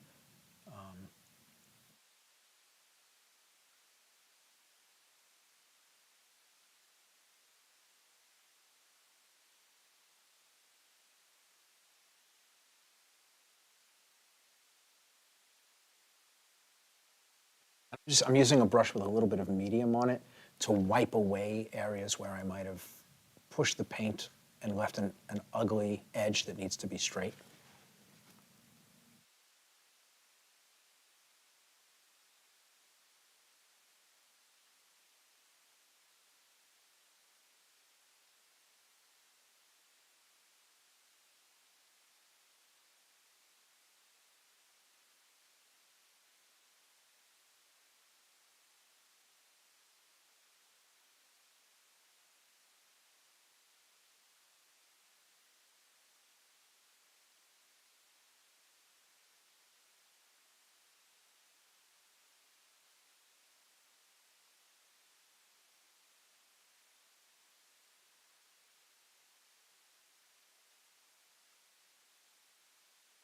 I'm feeling that's pretty good.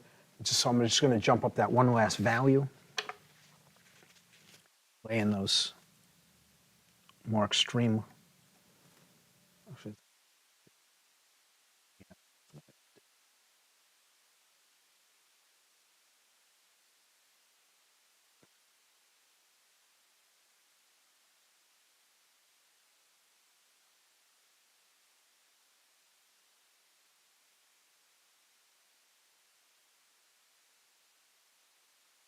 there's going to be a big jump. These are going to go into those things I just put down.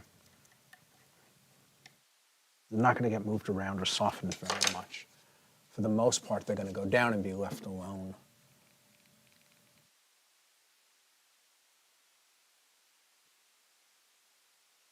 Nice and bold. And they're not going to go everywhere. Down just a little bit when I'm done. A little bit bolder than I was expecting.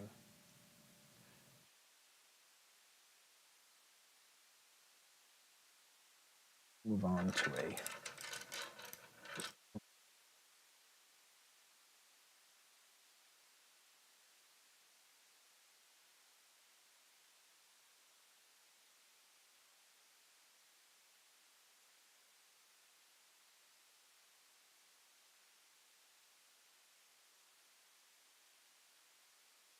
This is the issue. Like, you get a cheap brush, got one hair that's longer than the rest, makes the brush unusable until it's clipped.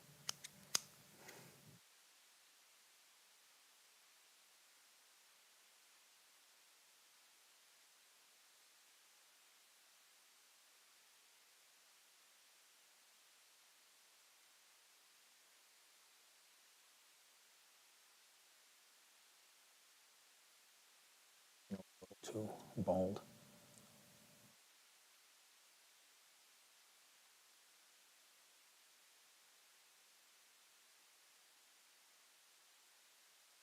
Lay this down, and then I'm going to come back in and clean it up afterwards.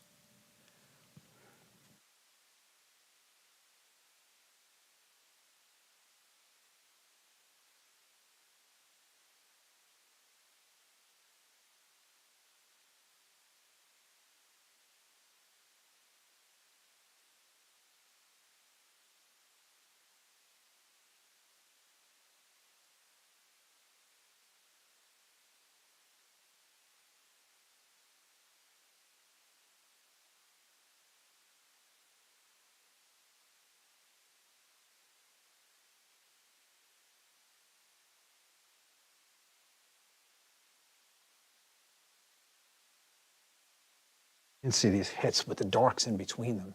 They really start to become powerful.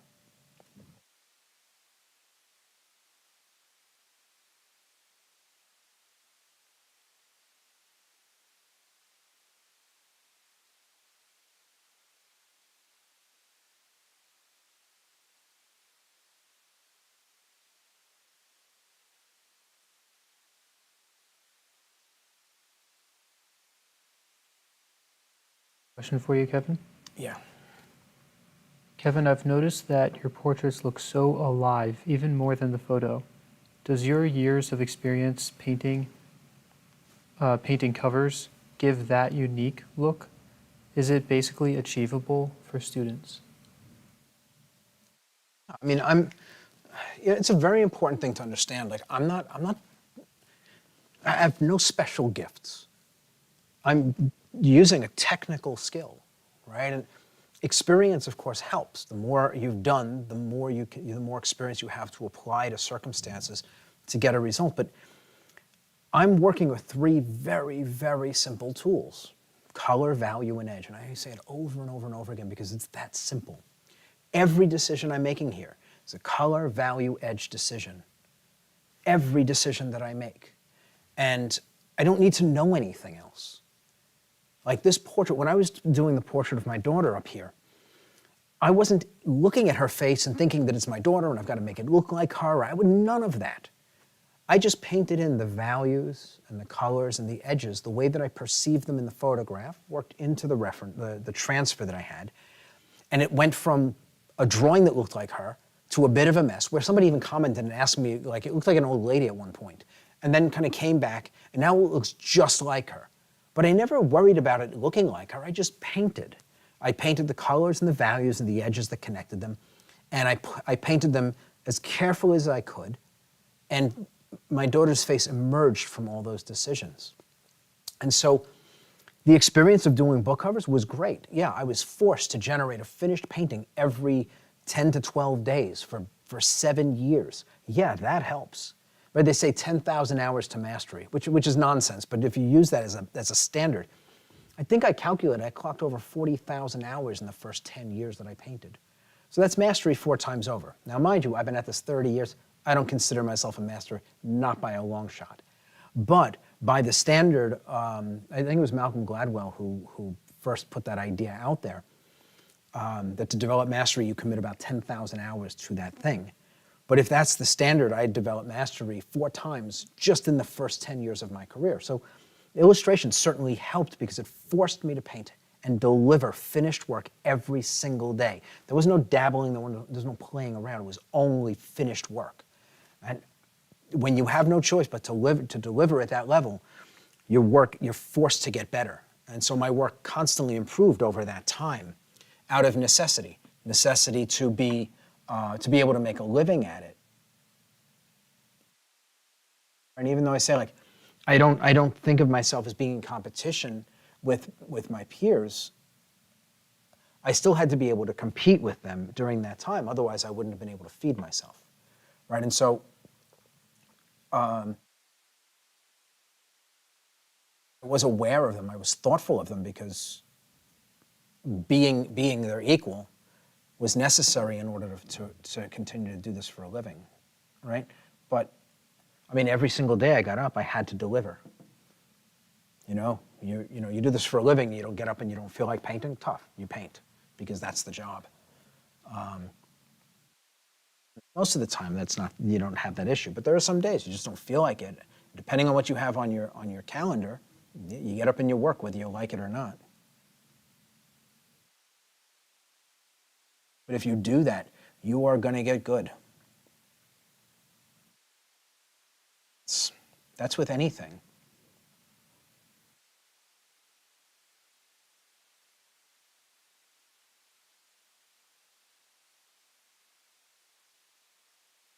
I'm not even blending these. I'm just putting them down. Really like the way they're looking.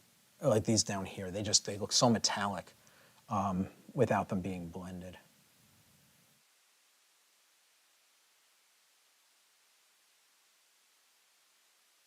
Here. Yes. Have any students ended up famous? Oh, yeah. I've got, I can give you the name of one. He's actually incredible. He's an incredible painter. He does vintage sports paintings. He's been written up in the New York Times. I mean, the guy is just incredible. His name is Greg Kreindler. He's an incredible athlete. I mean, incredible painter of athletes. Just really, really, really great stuff.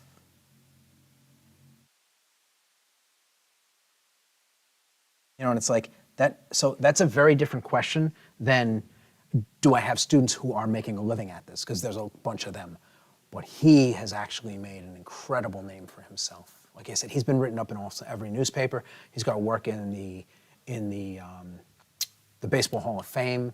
The guy's he is just a machine. He just churns this stuff out, one incredible piece after another. Really, really amazing. Love seeing his work. Pops up every once in a while on my feed. But yeah, really, really, and a humble guy too. Really humble.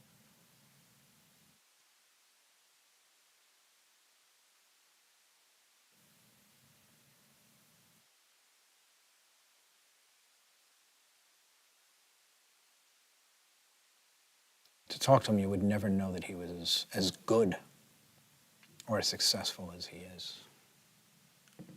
Which is nice. It's nice. Just a normal guy like everybody else.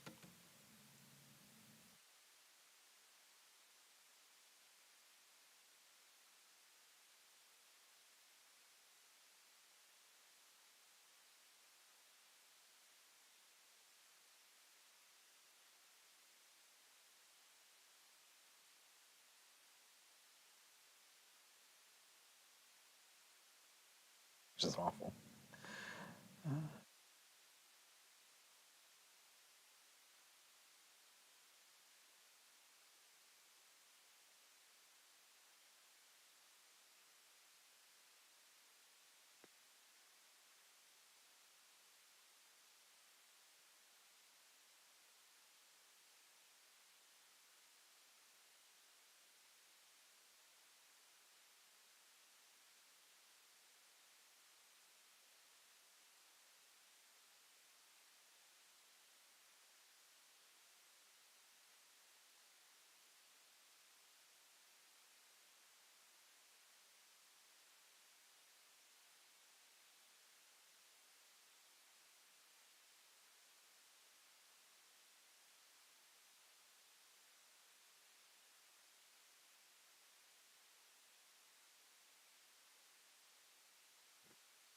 I'm just going to go back and I'm going to knock some of these things down, just soften them a little bit.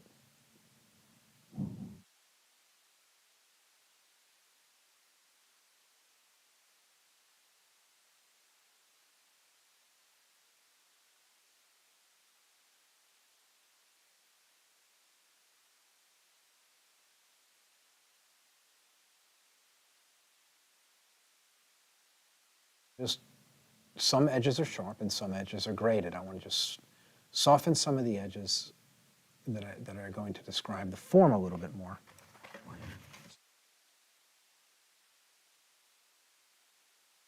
Sharp edges, nice and sharp.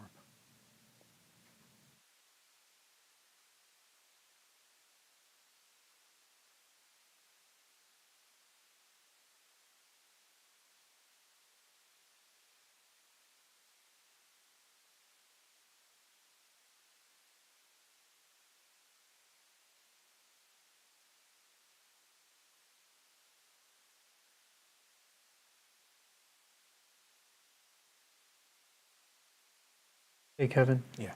In your illustration phase or period, Yes. what did your schedule used to look like? How long were you drawing and painting for? Well, I did illustration from my 23 to 29, something like that, till 30. Wasn't a lot of years, but my average day was like 15 hours. And I would take off a day between paintings and move from one to the next, to the next, to the next. I just kept working. I worked like a madman. I didn't take breaks. I didn't take vacations. I just worked. I mean, I love the stuff. So I didn't have any reason to take a break from it. I didn't need vacations.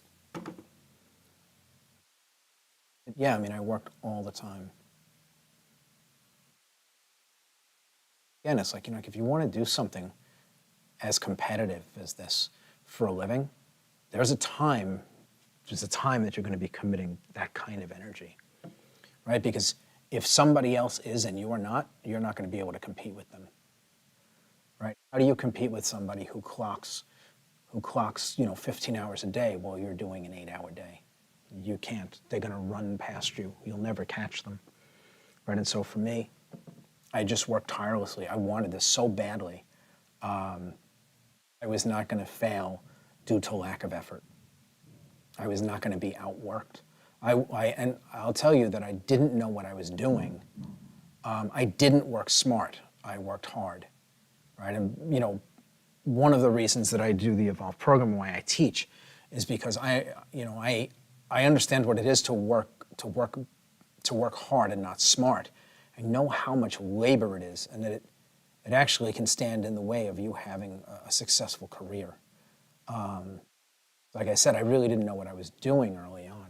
I figured it out along the way, but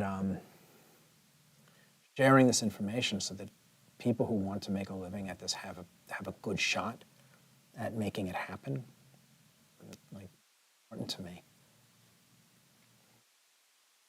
Would have had a much, much nicer career and I would have actually had time for vacations had I actually known what I was doing back then. But the lack of any training, like I said, I just didn't have any idea what I was doing, and you can't, you always, knowing what you're doing matters, right? Again, I don't say that you need to have an education because that would be silly. Like, I didn't go to school for this. But doesn't mean you can't be successful, but it is a hell of a mountain to climb. I wouldn't want to do it again, given the option. Would definitely not want to take the path that I took. Go through something like the program that I created, because it would bend the curve. It would take away so much of the guesswork.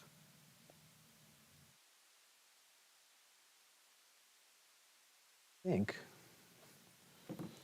I'm gonna stop.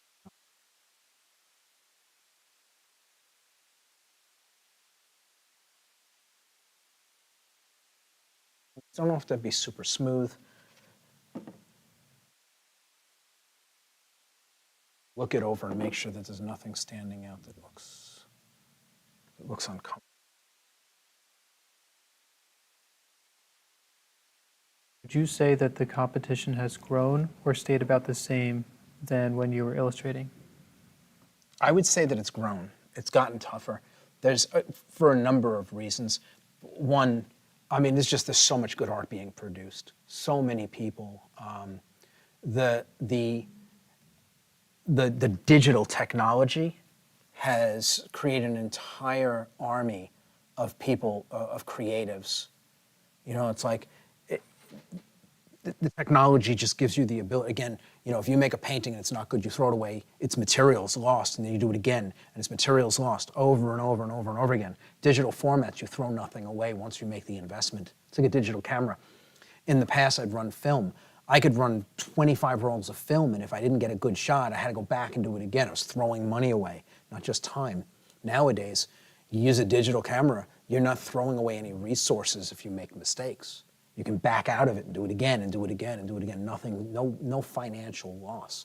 So for somebody who buys an iPad and Procreate, you could spend a lifetime and never another penny and develop your skills there.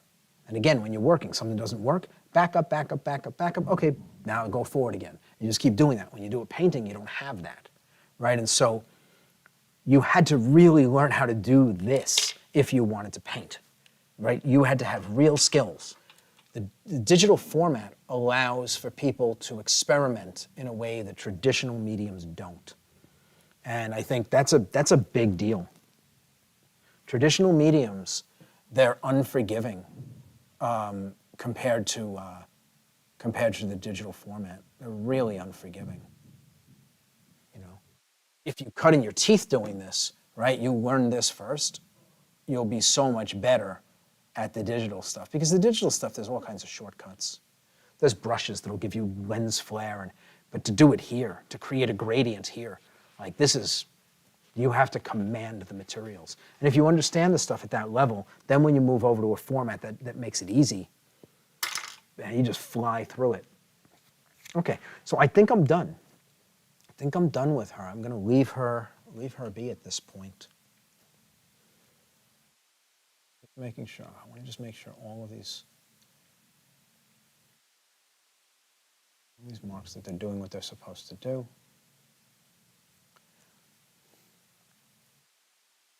Yeah, I'm going to leave it just like that. I'm going to just step back and take a look at it before I move on.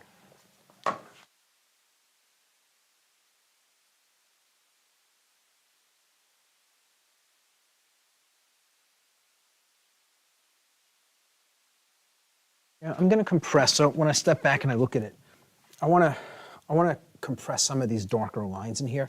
They're feeling a little bit too thick. So I'm just going to lean in and tighten them up just a little bit.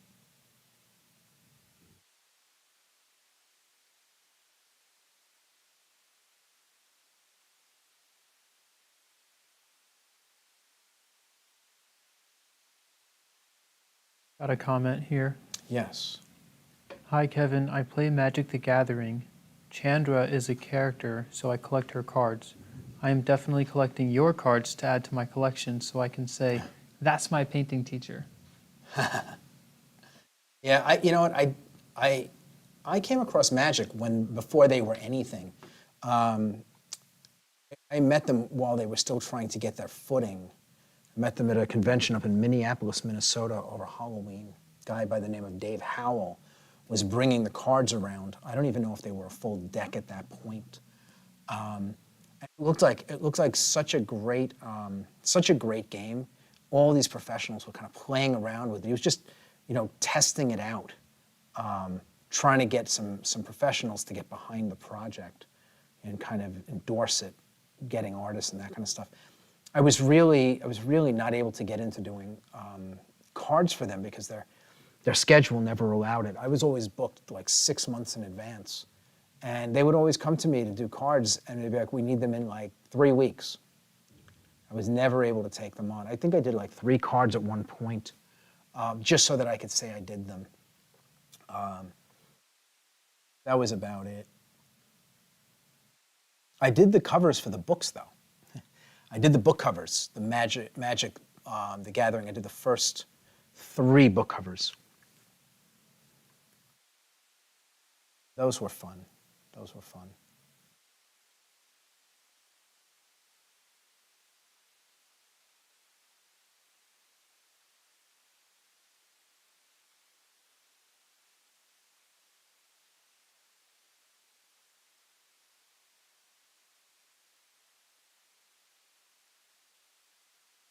Got another question here from a student.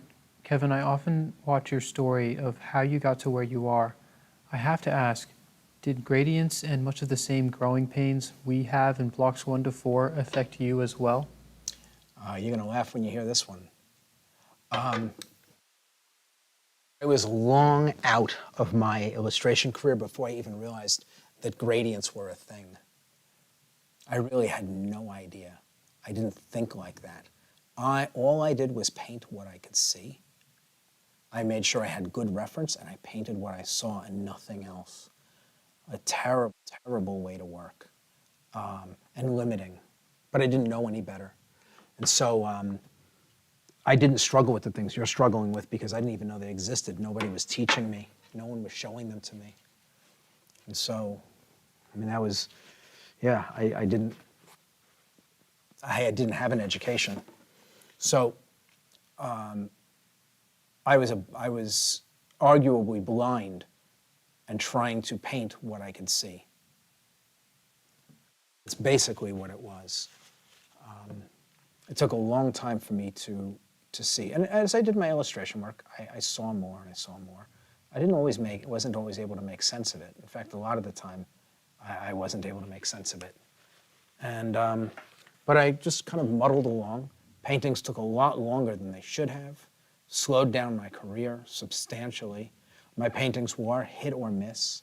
I produced some terrible paintings over the years, some really nice ones too, but some really terrible paintings over the years just because my work, it was inconsistent because I really didn't know how I was getting what I was getting. It was just really sheer force of will in all too many cases. And again, you know, I teach this and I've broken it down so that people don't have to fight the same fight that I did, right? You may be struggling with gradients, but trust me when I tell you, it's better than the fight that I was fighting, trying to figure this stuff out. I was clueless for so long. I really, like, the real jump in my understanding came when I started teaching it. I mean, I was doing portraits and I was doing fine, but when I started teaching it and I had to explain it to people, like I could do it, but I couldn't explain it. And I started going back to what I had been doing years before, like when I first got students, the way that I would explain things to them in these very simple terms. I wouldn't describe how to make art using art terms. I would describe it in other things that were more common. And that made a big difference. Made a big difference. I was able to get students to understand what I was describing, and they were able to then take it and kind of run with it and, you know, build on it for themselves. No, I didn't struggle with the stuff you're struggling with because I was blind to it.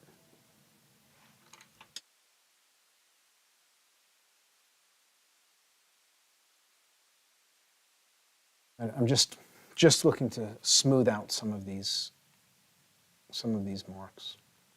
Just very gently kind of dusting over them. Stop there. I'm just going to leave it like that. I think I'm happy with that. Here, I want to add. It's 9:56. Boy, it just runs by, doesn't it?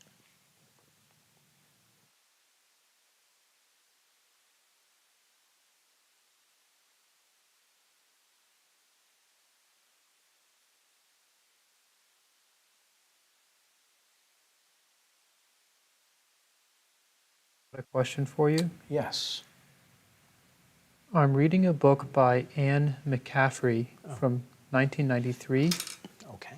and the cover art is signed Rowena. Yes. Is this someone you might have known? You know what? I never met her in person, but I'm very familiar with her work. Yeah. Yeah, really, really great artist. She made quite a name for herself in the industry. I think the last name is spelled Morel, M-O-R-I. Was her last name? If you look her up, you'll find her. I think she passed away a couple of years ago, I think. I'm pretty sure. Could you repeat that? I think the last name is Morel, M-O-R-I-L-L, Rowena, R-O-W-E-N-A, Rowena Morel. I think she was a student of Boris's, actually.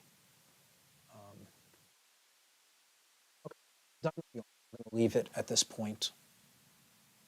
Just let it be. I'm happy with that. If I see something later on, I'll go back and touch it up next week, but I'm happy with this. Even with the loose brush strokes that are just jumping out as lights, I'm good with that. They're not as bright as what's in the photo reference, but they're doing the job. That's all I really care about. So I'm going to move down here. I got to raise the easel, and I want to get it in here on the mountains. We're good to raise the easel? Yeah, go for it.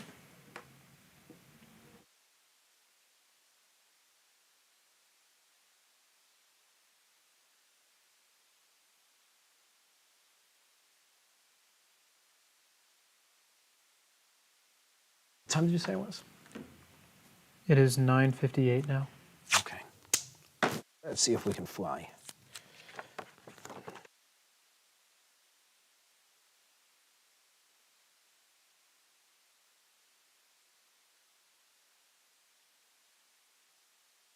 Just switch up. I wanted to actually shift the colors a little bit. I put a little blue out. So I'm just going to add blue into this, change the color.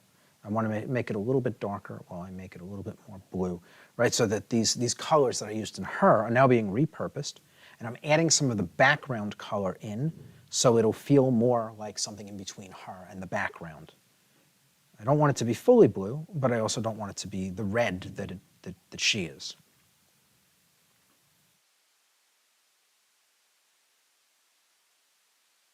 That's looking good to me.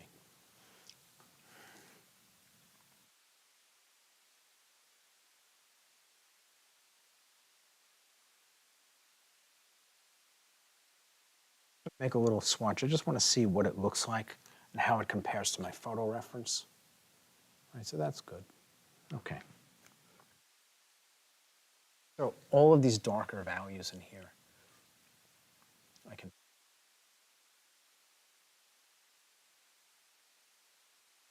Again, it's not. It's going to look light against this.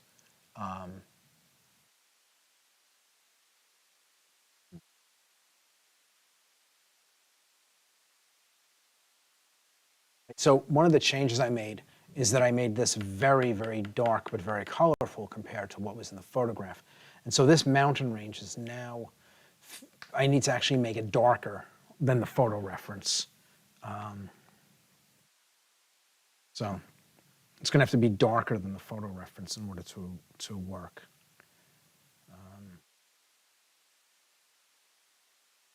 So I'm just going to go upscale just a little bit. I don't think this one is going to be dark enough either. I think I'm going to have to use this darkest one. But again, I can create a scale here with my blues. Again, just get more blue into these. Again, so I know it matches the photograph back in here, but it's way too light. I can see it. Again, this is one of those places like I made a change. I made an artistic decision with the color in the background to make something that I thought would look nicer. And I believe that that is the case rather than going to something very pale and light.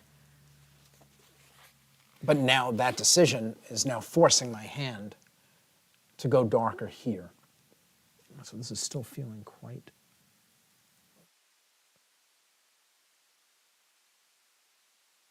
sort of blue. And again, so this is pretty dark. But I'm going to look at the relationship in the photograph, see how it feels when I finally do get a shade on here that I think looks about right. This looks good to me. So I'm just going to kind of pull this down. I'm going to just, I'm not matching what's here. I'm just trying to create the impression of a mountain range. Nice and quick, just kind of lay it in. And I'll pull this down.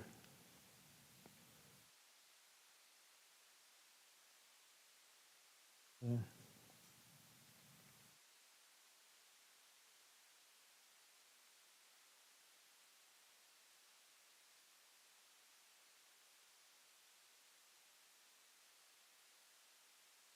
Again, I don't want to spend a lot of time on this. I want to just move through it nice and quick. keep it organic. If I spend too much time, it's going to start to become like static and too organized. Nature doesn't look that way. Gravity just pulls things and puts them where it wants. They're constantly shifting. And so I want to make sure that what I'm painting here isn't painted with too steady a hand, because it won't look like nature if it's painted that way.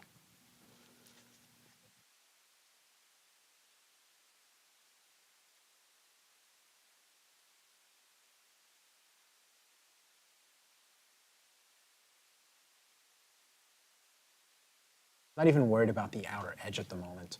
I'm just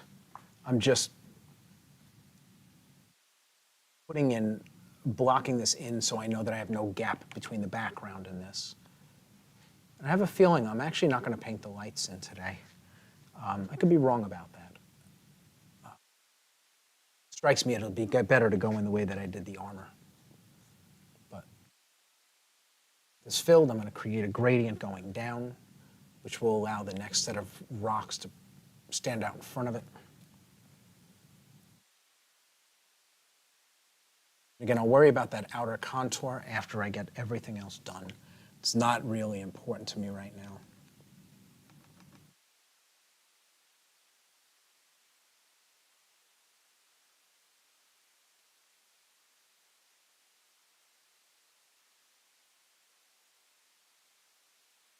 And again, I'm looking at the reference, but I'm not following it closely. I'm just kind of playing around with these shapes, trying to make sure I'm pulling this down and giving myself some stuff to work with down in here.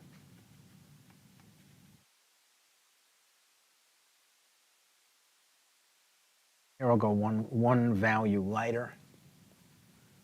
And this is going to have a little bit more of the red in it as I get into these lighter shades.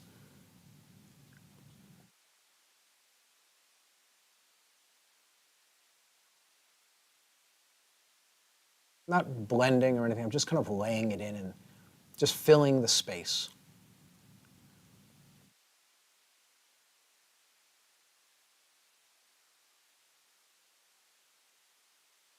Question from Iggy.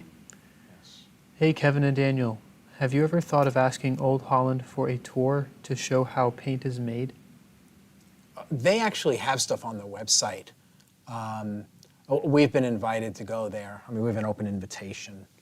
But they actually have stuff on their website. They do, and I think they post on Facebook as well. Tons and tons of stuff. Their website actually has a bunch of cool things too. Like they have like pig bladders, like original type tubes from hundreds and hundreds of years ago. You can see that stuff. But they actually have a museum, I believe, inside of their the place where the paint is made. That's pretty cool. You can see where a lot of where these things where they started, and that's pretty cool. Definitely worth looking into.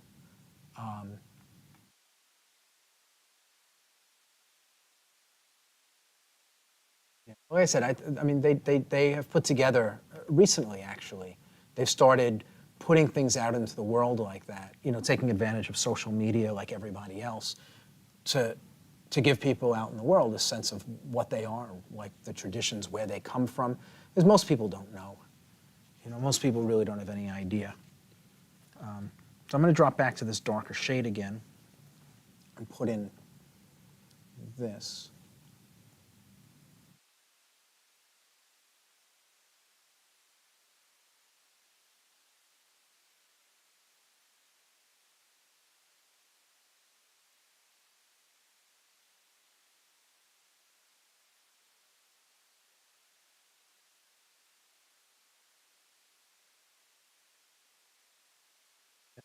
Up again to the lighter shade.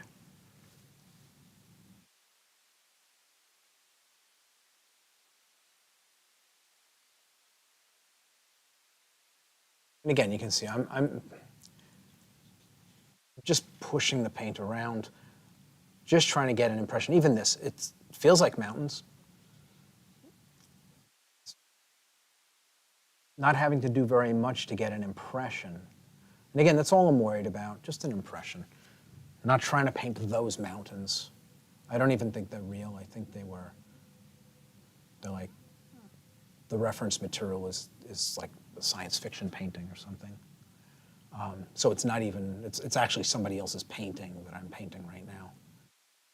Stock photo. I'd be wrong about that, but I think that is the case.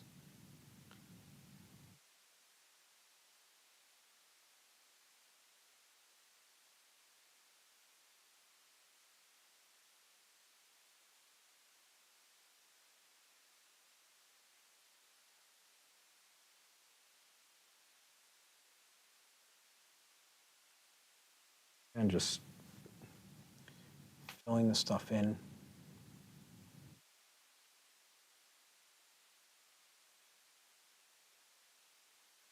And I'll knock it back and soften it and everything once I've got all the layers in. But you can see, I mean, I'm moving through this at a pretty good pace here.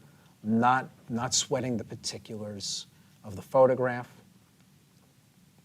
Just trying to get an impression of a mountain range out on the edge of a planet.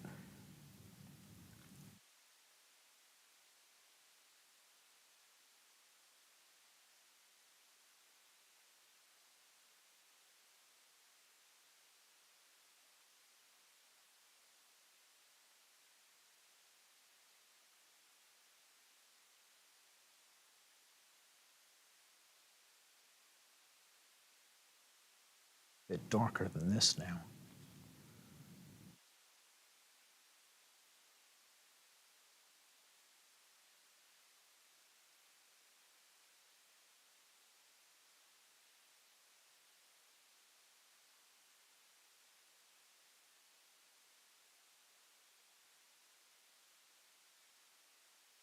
And again, it's not that I'm not paying attention to the shapes. I am paying attention, and some of the things I'm grabbing so that remember, I keep saying, like, when you're making something up, the more truth you can have in the lie, the better. And so in this, as I'm painting this, I'm trying to grab some of the shapes of these rocks and paint them not faithfully, but try to represent them well so that these become the truth in the image. And then what I make up just through loose brushstrokes, those are the lies. But they're supported by enough truth in the reference that the lies feel like an extension of the truth. They don't feel like lies. They don't feel made up.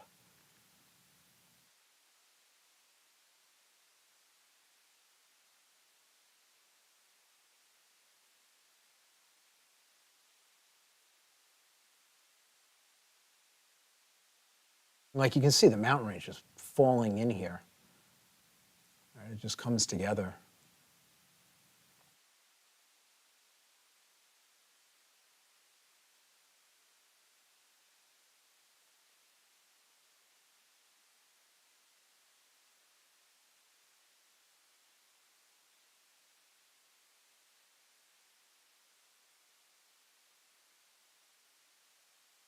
And now I'm kind of mess with the colors a little bit, trying to get some other stuff, some blue.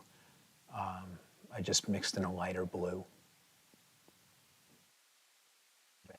It's where this mountain goes behind this one.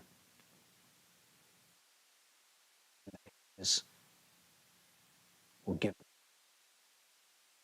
Again, I'm not worried about painting in the details. I'm not going to, just some general shapes, but nothing more. If I try to do more, it's going to become a labor-intensive process, and I don't want that.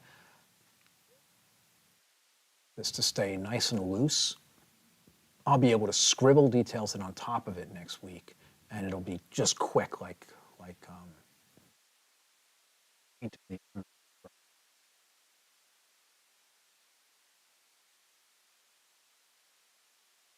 again, I'm going to put some notations for where the lights go. I do want to have some things that say, hey, there's a light over here, right? And I'll soften them before I finish for the night. And then next week, I'll just lay in highlights on top of it, and the highlights will do the rest of the work for me. So I'm not actually painting rocks. I'm just just giving some general shapes.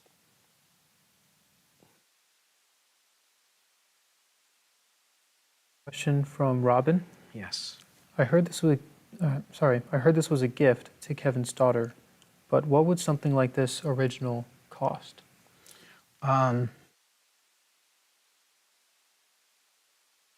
Probably 8 to 10 grand, somewhere in there.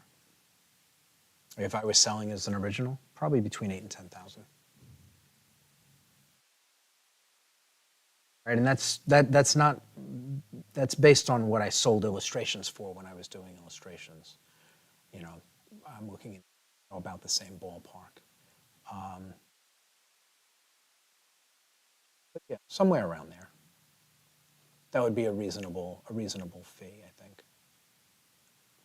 And most book covers, people are interested in them because they're on the cover of a book, not simply because of the art, right? They want to be connected to the book itself, and it's a pretty cool way to do it.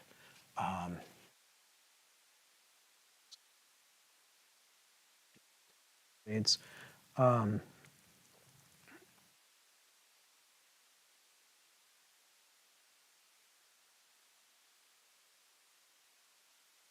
And what is the most expensive painting you've ever done?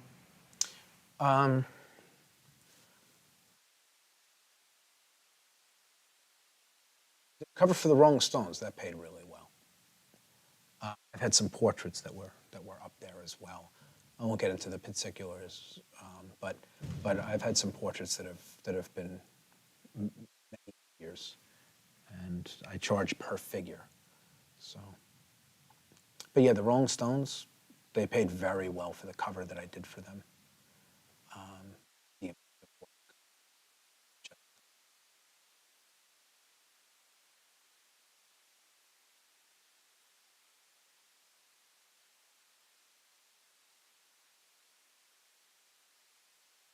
And Bill also asked, what if you were selling the copyright with it? And I think that's Well, the copyright arguably isn't worth that much. I mean, if it were a book cover, the commission as a book cover for the right to print it might only be like $3 grand. That's not a lot. Now, if you're buying all rights forever, then that changes things, right? Because then you're basically taking everything from me. So that's going to be a different conversation. But right, and that, like with the Rolling Stones cover, that's what it was. Like they basically own everything.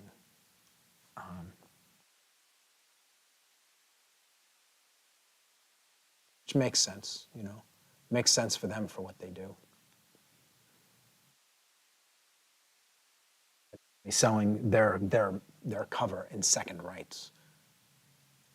That would be terrible.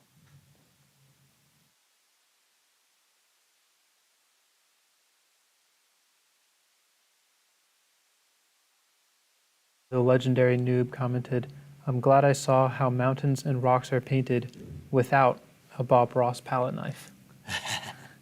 Yeah. The thinking is the same. It's funny, like the thinking is the same. Bob Ross knew what he was doing. You guys have heard me say it, I'm a fan. I think Bob Ross is great.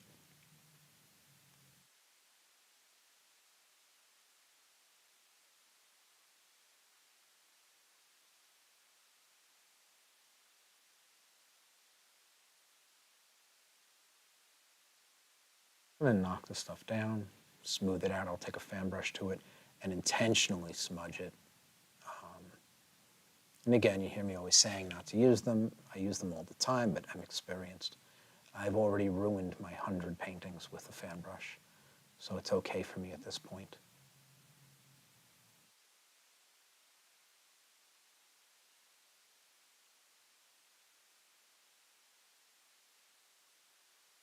So again, I'm just trying to move this stuff forward here. This is good. This is good. Just got placement on things. Again, I'm just looking at these curves, like where the rocks are. A few marks next week, and now these will feel like rocks.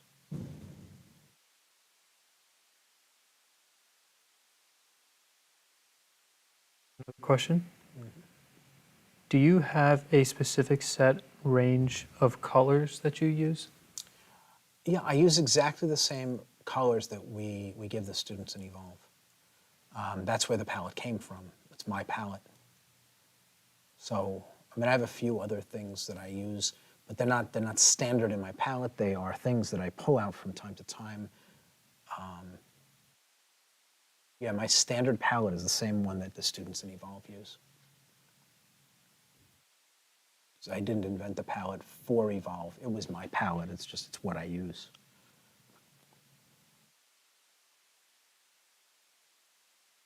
You know, like the colors you have on your palette, the idea is that your palette has to harmonize, right? You have to have a range of, you need a warm and a cool of each color, right? And so you have warm and cool reds, warm and cool, you know, you get away with just warm yellows, warm and cool green, warm and cool blue. And again, you're not going to be thinking in terms of warm blues, but relatively speaking, you can find a warm blue compared to like a phthalo blue is a dark. It's very cool. So it's not that hard. Pretty much anything that's a blue that's not phthalo blue is warm, relatively speaking, right? And so, again, it's all relative. Not that a blue is warm, but it's warm compared to the other blue.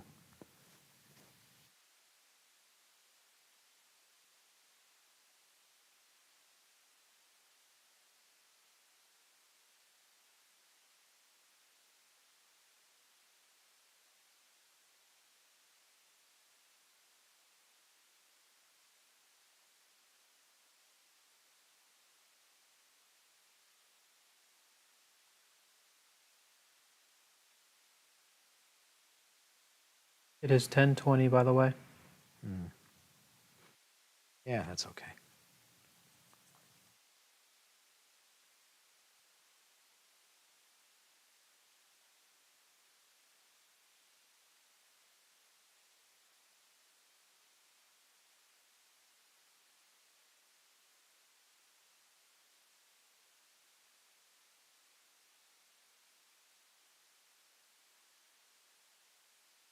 Playing with the color until I get what I want.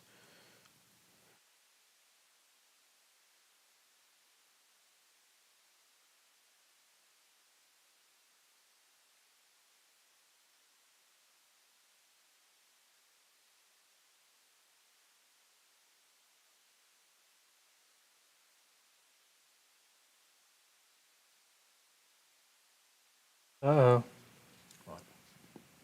Laurel said, "I wonder how many likes we would need to get Kevin. We would need to get Kevin to wear a Bob Ross wig." You have a number for us? What makes you think you would need to do anything to get me to wear a Bob Ross wig?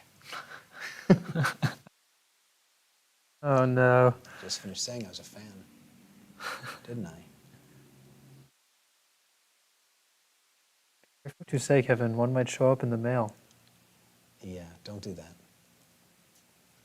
Do not send me Bob Ross wigs. Maybe for Halloween.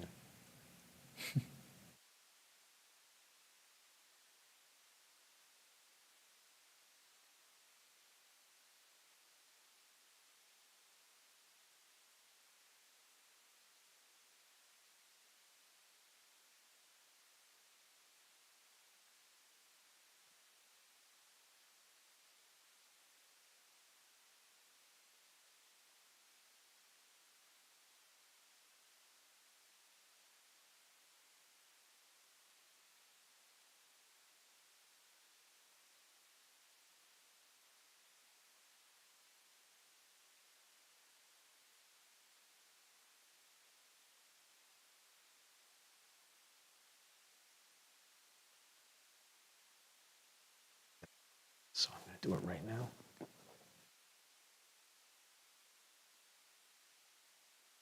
It's back in here.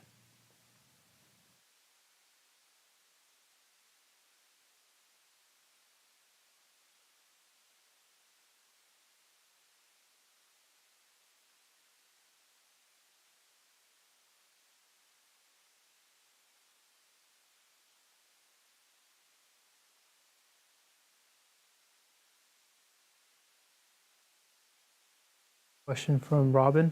Yes. Do you have your next piece planned out already, or will you be sharing the design process? I do not have anything planned out. I've actually, yeah, I'm not really sure what I'm doing next. I've got what I think is going to be going on here is I'm going to finish this up. We may do a couple of little things, and then my summer programs start. And when my summer programs start, I will not be here. Well, actually, I'll be out there teaching. And May, who you'll meet in a couple of weeks, will probably take over, and she's going to be doing a painting. She may actually be doing a portrait of me. We haven't figured that out yet.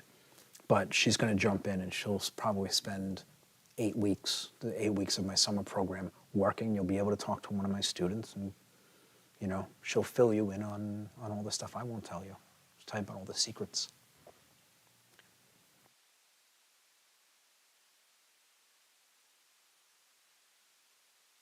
We're in the process of working that out, though. It's not locked in yet. So don't hold me to it. But I think that's what we're doing, right, Daniel? Was that the plan? Did I speak too soon? I think it might be. I don't think it's quite finalized yet, but Yeah. it's very possible. Yeah, so I'll be down for the summer just because of responsibilities here at the school. And so, but we'll try to figure something out. We've been bouncing that around as an idea. I think it would be nice. And so here, I'm not going to blend. I'm just going to tap these things and break these edges up, let them stay like in the edge of the rock's not a big deal, but all of these things, I want to keep them kind of choppy looking.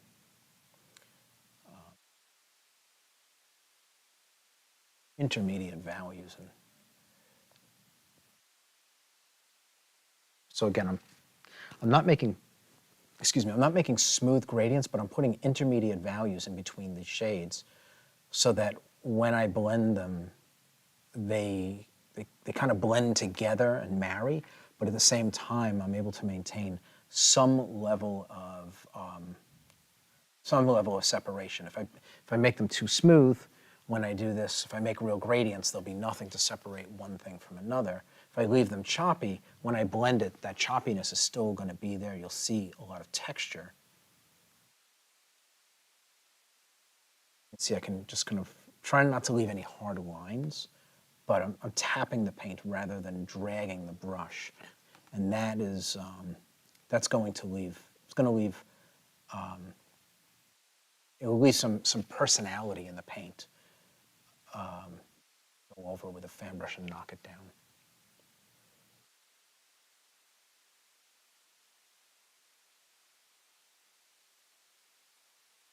I'm going to soften some edges and leave other edges sharp based on what I want the rocks to be describing. And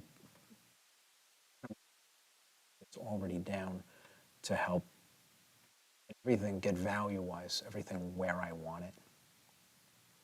And again, I'm not worried about making a bit of a mess here because it's rocks and gravel and dirt, and so little specks of lighter or darker stuff is all fine. Again, like I was saying earlier, it's not going to be neat. It's not going to be neat and clean. It's jagged pieces of rock, and gravity has gotten a hold of it, and time has worn it down. It doesn't have to be pretty. It just needs to feel organic and natural.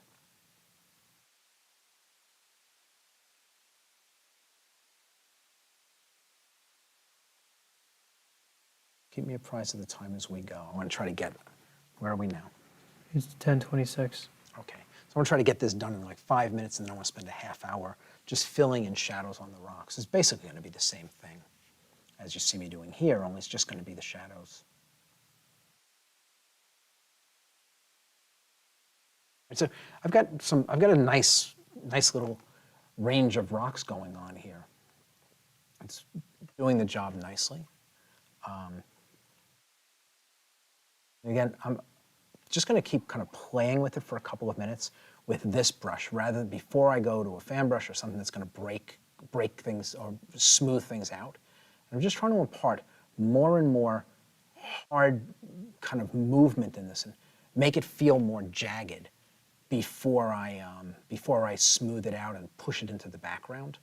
And again, like I said, next week I'm just gonna jump back in and I'm gonna pull certain things forward with some highlights, just like I did on the armor, and then and that'll basically be it.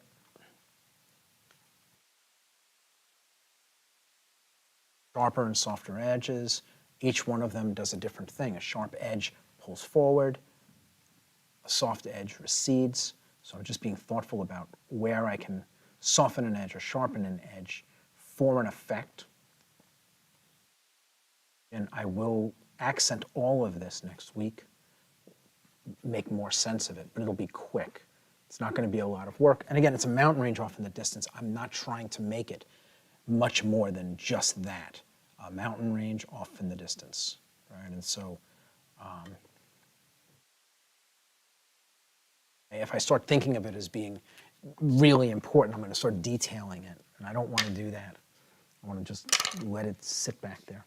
So I'm going to grab a small fan brush. This one's a little beat up. It's not been cleaned properly, and I have a bunch of those. And this is good for kind of sharp. I'm able to get like these kind of sharp. It blends and at the same time imparts some really hard strokes. Helps to break the paint up. And then I'll go with a soft fan brush and I'll polish this off, just kind of smooth it out. I'm not looking to like blend so much with it when I do my next pass or when I use the other fan brush. But you can see it's starting to feel like rock.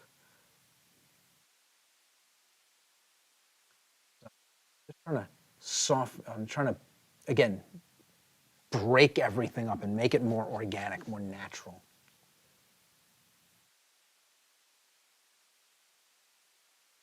Harry said those mountains and rocks really brought her forward.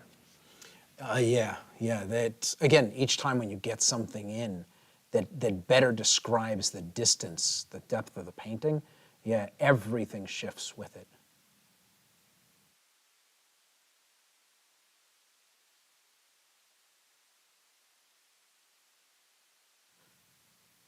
I'm going to throw a couple down in here. To get something in here that breaks up the flat open space.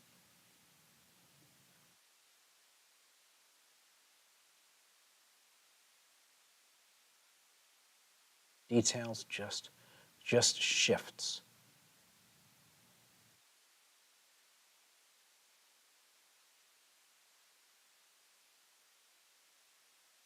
The stuff around. Right? The brush do the work. Look, it looks like Bob Ross. Tap, tap, tap, tap. You know.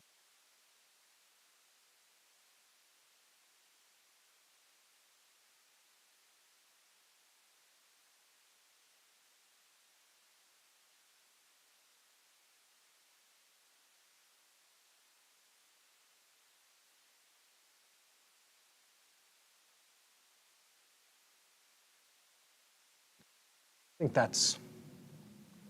that'll do.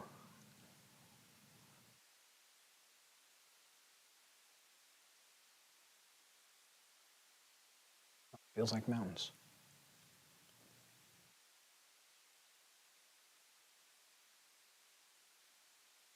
Hey, Kevin? Yes. If I wanted to do a large-scale painting using a photo reference, what print shops do you suggest I go to and print the photo in large scale to do a large painting? If you're stateside, then Staples. Staples can do it. They have large-scale photo printers. That'll do it. But you don't need your photo reference to be in large scale. Like I could do a painting when I do, like if you go and you look at the Grand Master portrait, my reference material is 8.5 by 11. It's regular size paper. It's 13 by 19 prints, which I have a printer for that. But it's not a big printer. I mean, this is the size of the print. It's not gigantic. But the truth is, normally, I would have one print of the head, one print of the upper body, one print of the lower body. They'd all be 8.5 by 11s, standard size prints that any really, I mean, basic printer, the photo printer you would have at home could manage, right? And so you don't need to go, you only need to go to a place like Staples to get the transfer print, which is like a $5 print off of their basically on plain paper. So if you go in, I think they use, the printer is used, like nowadays they have one printer that's like all purpose. And so you just, you go in, you get a large scale print done on regular paper, like Xerox copy paper, like Xerox Bond. And that, if it's too thick, like photo paper, then you can't, it's very hard to do the transfer through it. But you get regular paper. And then your photo reference, the stuff, the color images, again, you can print that on any home printer. Obviously, the better the printer, the better the colors are going to be, but that's it. That's all there is to it. Most of it's not special. Just, again, you don't need a full-size print. All you need is, a bunch of little prints that cover all of the things that you need to paint. So you can have 20 prints that, when you stack them together, basically show you everything. So anyway, so I'm pretty happy with this. I'm just going to grab a fan brush and just kind of go over everything. And so we're talking about polishing. There it is. That's polishing. Different directions. I'm making these like little figure eights. I change direction. So this is going to be nice and smooth. I'm softening it. It's not really blending. I'm just softening the surface, like polishing the surface. And I make sure it's nice and smooth. There's no, like, I don't know if you can see glare, but there's no edge to it. I'll go around the edge of the figure and just make sure the figure is clean.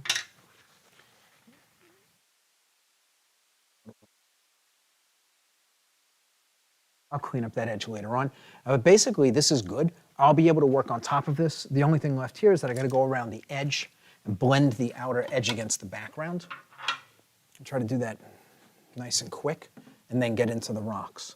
So here, because this goes behind the figure, I want to soften it quite a bit more. So I really, really blur the edge here to the degree that I can. And then I'm just going to go around here, and I'm just going to kind of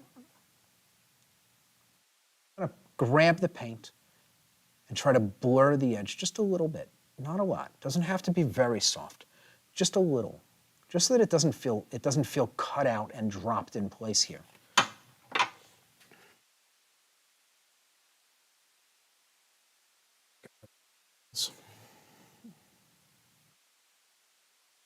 What I'm doing is trying to soften the edge.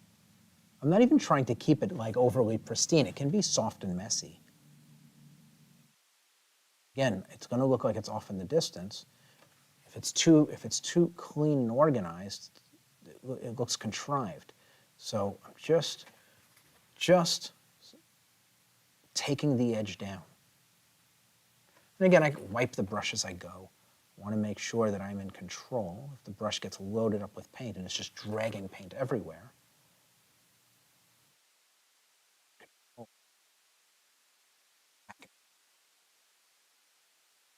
all the edges in here are blended, so I'm trying to make this outer edge just as soft.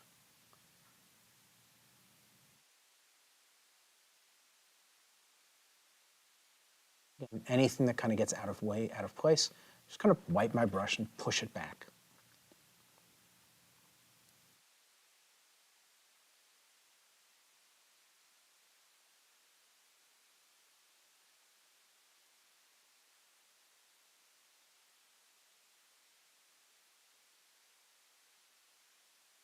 Question for you. Yes. Have you heard of the oil paper from Stonehenge? Oil paper? You mean paper to paint with oil paint on? I mean, I I haven't don't heard know. of paper for that purpose. I've never used it. I couldn't speak to it if that's what you're asking about. I've never used it. I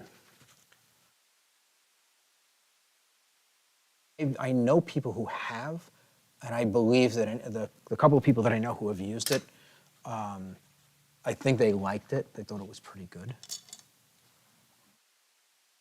Again, even in here, just make sure this edge soft. I gotta rotate the painting for this, just to get a better angle on it.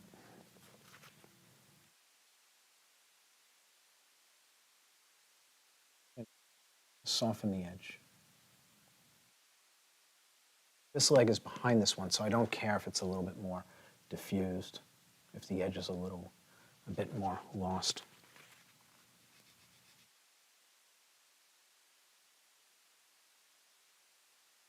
And then I got this back in here. Where are we on time? It's 10:37. Okay. Okay, we're doing fine.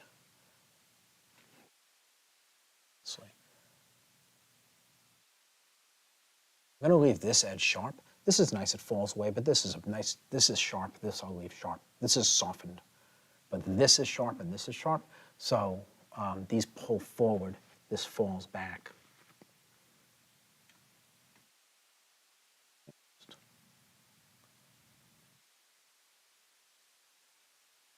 Slightly darker edge on that.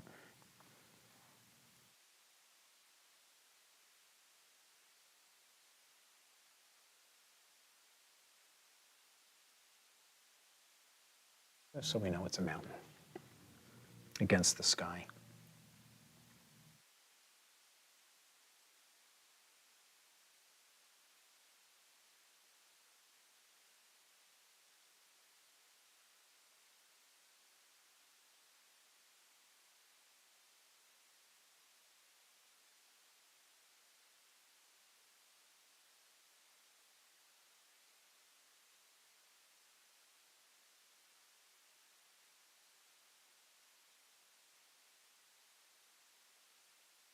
And we just want it to connect color-wise. I'm just going to wipe out.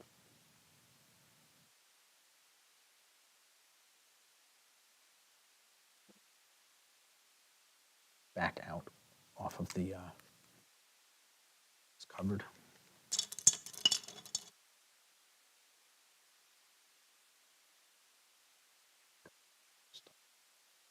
Basically wipe this out. It'll come clean. Clean edge.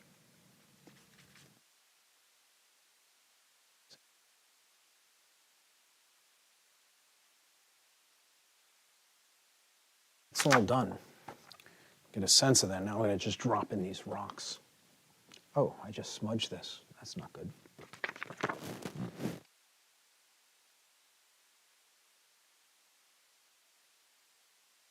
So again, just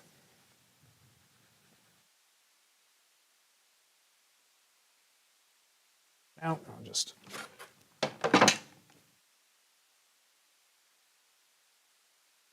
softened.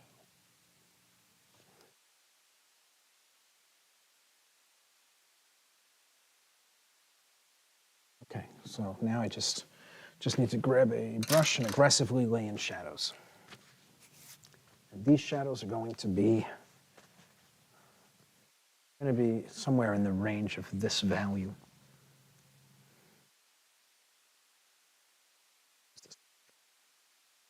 Grab this value in here. See, I'm kind of running out of paint here. These blobs of paint are basically done. They've held out for me for 3 weeks, but at this point, they're giving it. Like that one is, there's not going to be any paint left to it by next week. It'll be dry. There's no way to close it back up, what is left. So this should allow me to, just see, again, just thinking.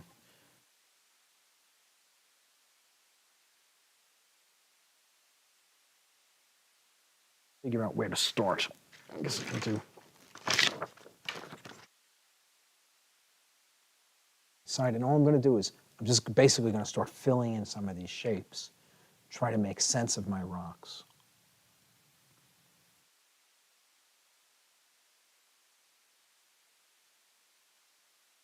Again, it doesn't need to be perfect, it just needs to be a general placeholder for shadows.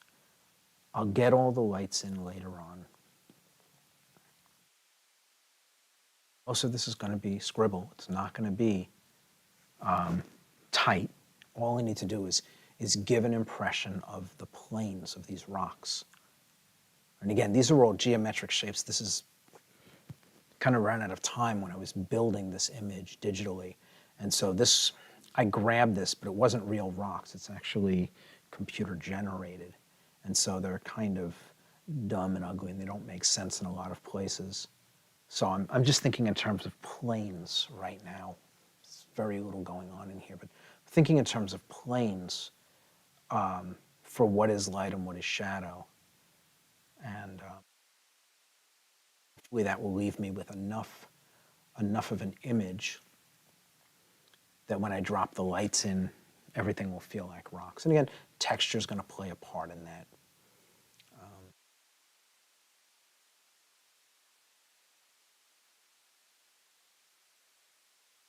See how much of that I can get in next week.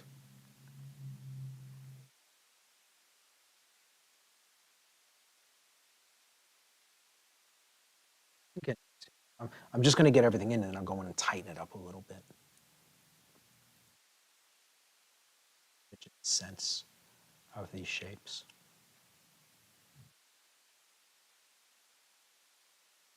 The rock's a little bit more jagged.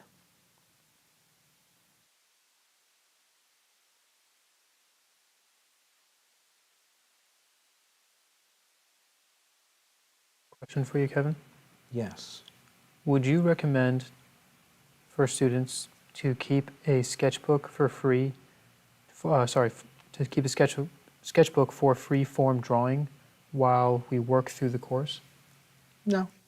Well, you do whatever you want. I mean, I don't recommend it. Like, you'll find, like, anything that I want you to do, I've told you to do in the videos. Anything that you add to that, that I didn't tell you to do, is you doing your own thing, right? So if you make adjustments to my program, you're changing my program. If you do extra assignments more than we tell you, you're changing my program, right? I always say, like, stick with one thing, right? If you can commit 10 hours a week, like sitting there doodling, doing free-form drawing, you could have committed that 10 hours to working on paintings and you'd be 10 hours further down the road. You do that for a month, it's 40 hours. You do that for 10 months, that's the whole program. That's professional level work at that point, right? And so it's like every minute that you commit to something else that is not this, you're not developing these skills, right? You can always go back to that stuff. And if you just you say you're sitting on a train and you have an iPad and you want to doodle, yeah, go ahead. But I wouldn't be adding it in as a supplement to this while you're trying to do this, like you're going to lose a skill you already have. Like, first of all, you don't lose skills. Ooh, I have another place I just realized I left out paint between her legs, right here. So, but, I get this a lot. Students will add things into the program, generate, I say the program's 350 hours, and the students will put an extra 400 hours of work that I didn't ask them to do. Students will do assignments. They'll do an assignment, they don't like the way it looks, so they don't submit it, they do it again, and they do it again, and they do it again. They do it until they're happy, even though they were not told to do that, right? And what happens is they might spend 40 hours on one assignment, where if they had just handed it in, they would have been told what was at issue, and they would have moved on, right?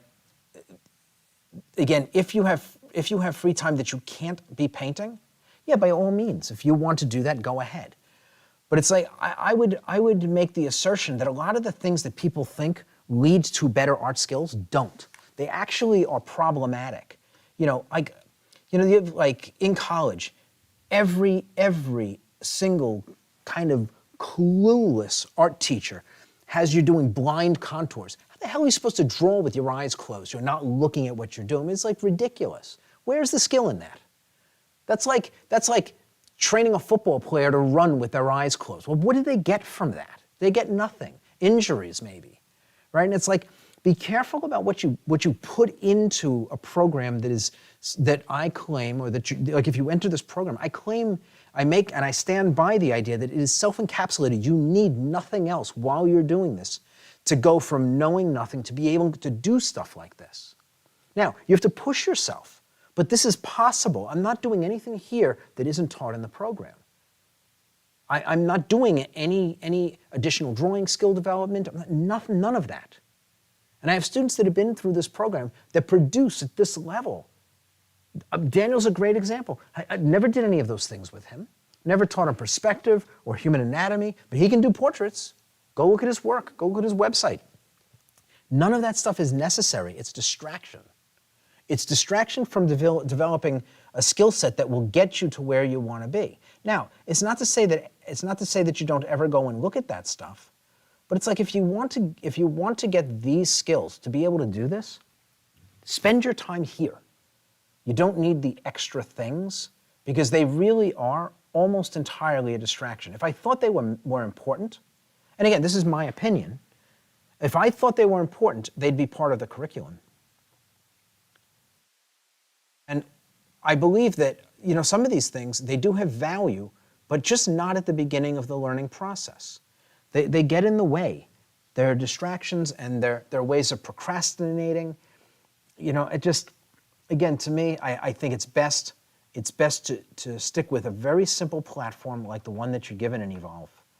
And I'm assuming you're an Evolve student.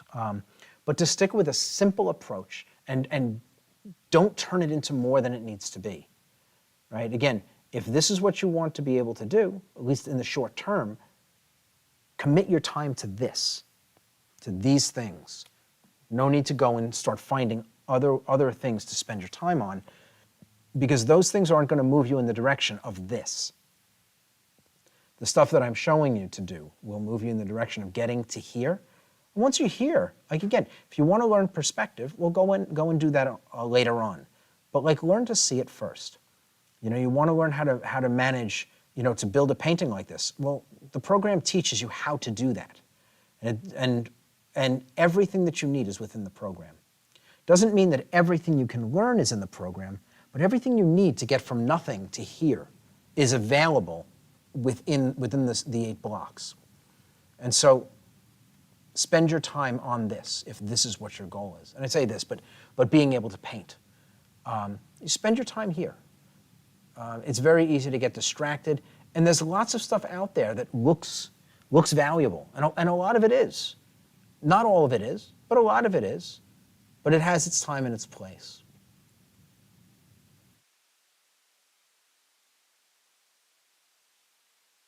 I get passionate about this stuff because we do have people in the program. They'll spend 350 hours in block 1 because they're creating more work for themselves. And so I try to make the point, if I want somebody to do something, if I think it's important to the education, it'll be included. It'll be something you'll see me, I'll talk about it. We don't do anatomy. I'm a portrait painter. We don't teach facial anatomy. Why? Because it's not important until you've painted faces. You always use an anatomy book to get the answers to questions, but the questions are only formulated by painting and not being able to make sense of something, right? So do the painting first, and then that will help you formulate questions, which you can then use a textbook to go learn what the answers are, right? Because the answers are not necessarily going to be obvious to you just by looking. Some of them you'll be able to figure out, but not all of them. And so, again, if I thought that an anatomy book up front was valuable, or a book on perspective, I would definitely recommend it. I don't believe that to be the case. So, how are we doing on time? It is 10:51. Ah, nice. Okay. Get this in here before I forget. The only thing I would add to that conversation, Kevin, yes, for the sketchbook, is that Robin is your new student. If you have, and Kevin, you can totally weigh in on this, but if you have an idea for a painting that you want to make in the future, then I would recommend you kind of jot it down, whether it's words or a very just quick thumbnail sketch, just to sort of save the idea and see if it lasts. And then when you have the skills, you can look back on those creative ideas that you've had, and you now have kind of like a library that you can tap into. Yeah, absolutely. I mean, yeah, and of course, and I'm not saying not to have a sketchbook. What I'm saying is that don't build it into your education. Don't substitute that for this, because that's going to help you build out additional skills. They're not necessary for what we're doing here. And so if you sketch, like do it on your own like you normally do. But the students in the school, I tell them, like, don't do any homework. Like the ones that are here, they only work 2.5 hours a week. They go home, they don't do anything at home that resembles this. But I tell them, whatever it is you're already doing, you just keep doing it. Don't try to do this because I want your education here to be distilled. I don't want there to be any opinions created while you're at home. You develop a bad habit while you work 10 hours at home, and then you come in and I have to spend 3 weeks breaking you of a bad habit, where if you just did the work in here, that habit wouldn't develop. And so for me, like with the people that are at home, I tell you, like, do what you're already doing. If you spend time doing sketching and you like that, if you're doing comic books, or keep doing it. Don't stop. But don't think that that is going to, don't start doing it to enhance what you're doing here. Don't take somebody else's program and mix it with this, because all it's going to do is slow down your progress. That's all. You know, I'm not trying to deter anybody from doing what they already do or what they already enjoy.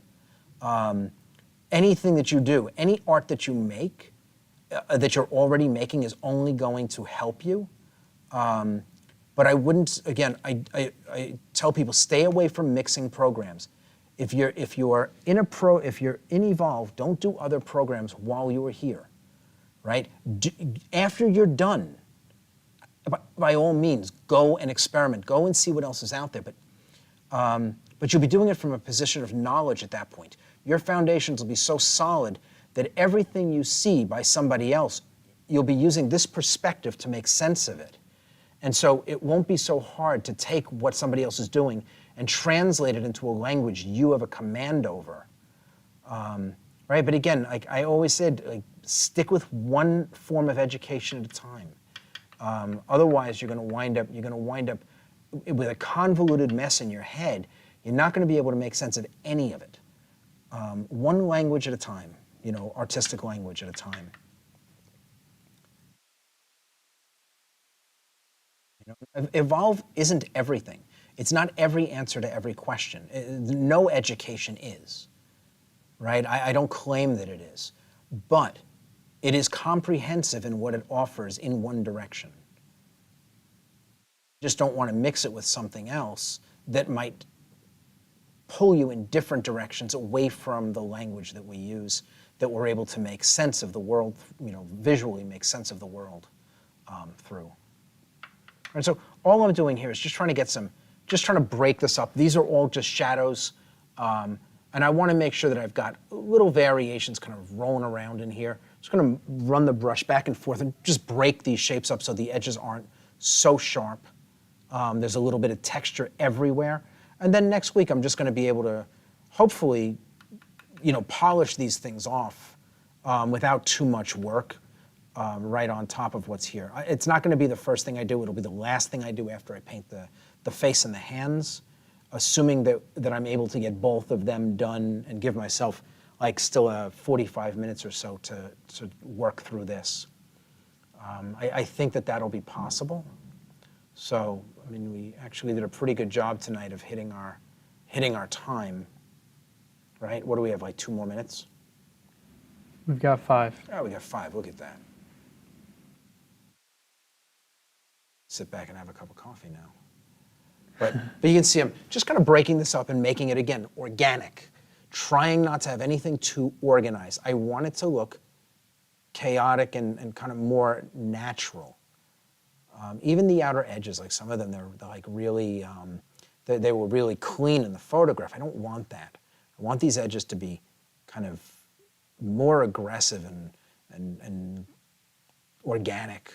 Again, the lights are going to do a lot of that work, but I don't need these things to be super, you know, it's jagged rock.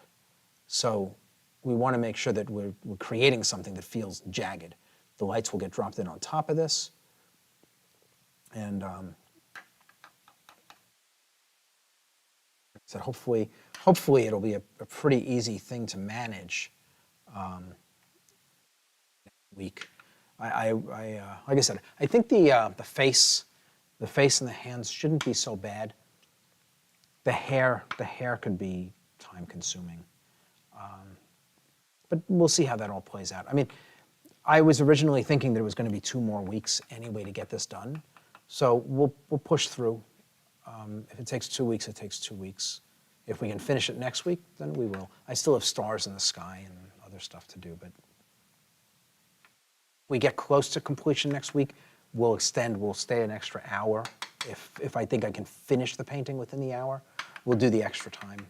But anyway, you can see it already is starting to feel much more like rock-like. It's just all it is me just kind of pushing stuff around. I could probably glaze on top of this and then just drop in highlights and it would be rocks. And again, you can see I'm not doing anything careful. I'm just pushing the brush around, breaking up the shapes. But this stuff feels so much like rock. But it's already there. Just play with this edge against the ground behind it.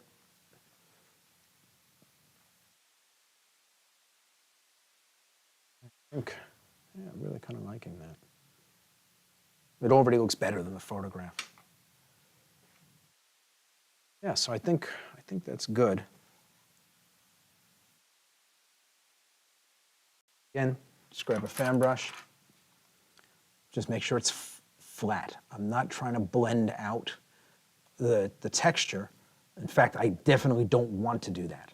All I want to do is make sure the paint is flat.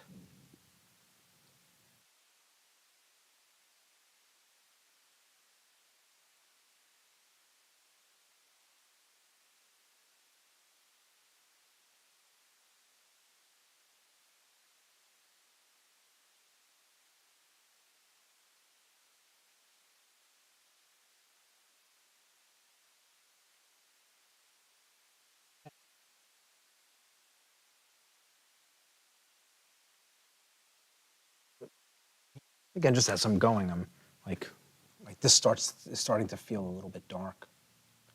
Drop a little bit of extra.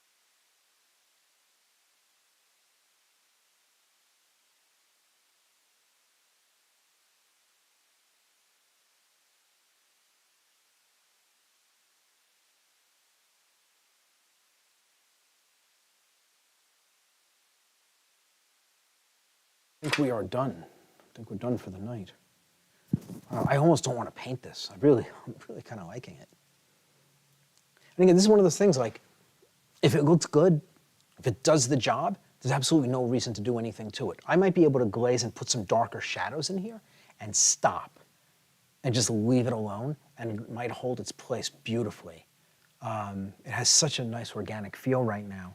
And it's not that it was expected, but I know this can happen.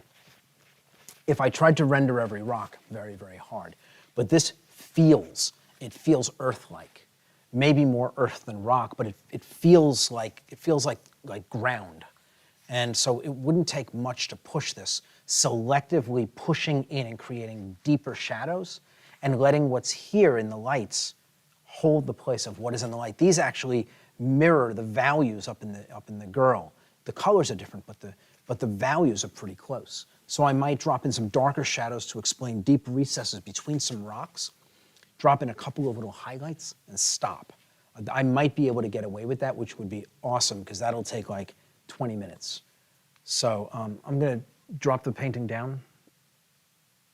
Should I lower the painting so everybody can see it? It's actually fine. I've already adjusted it. Mm-hmm. Okay, so that's basically it. All of this is sinking in, so it's starting to gray out, but it'll be sealed next week when we come back, and everything will be at its final luster.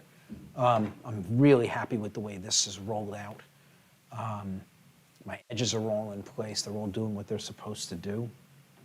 So I'm feeling like, and again, like as I look, I'm just looking at things. This edge looks a little too sharp. I want it to be soft where it goes behind her. It gives an impression of greater depth the softer it is. So make it a little bit softer. Just, it helps. This can be sharper. It's not sharp, but it's sharper than this. So anyway, that is it. That is it for tonight. I'm just kind of looking over everything that I did to make sure I haven't left anything while it's wet. I want to make sure that anything that maybe needs to be touched, knocked down, or is managed, it all looks just fine to me. Yeah, so I mean, we're done. We're done with this. Yeah.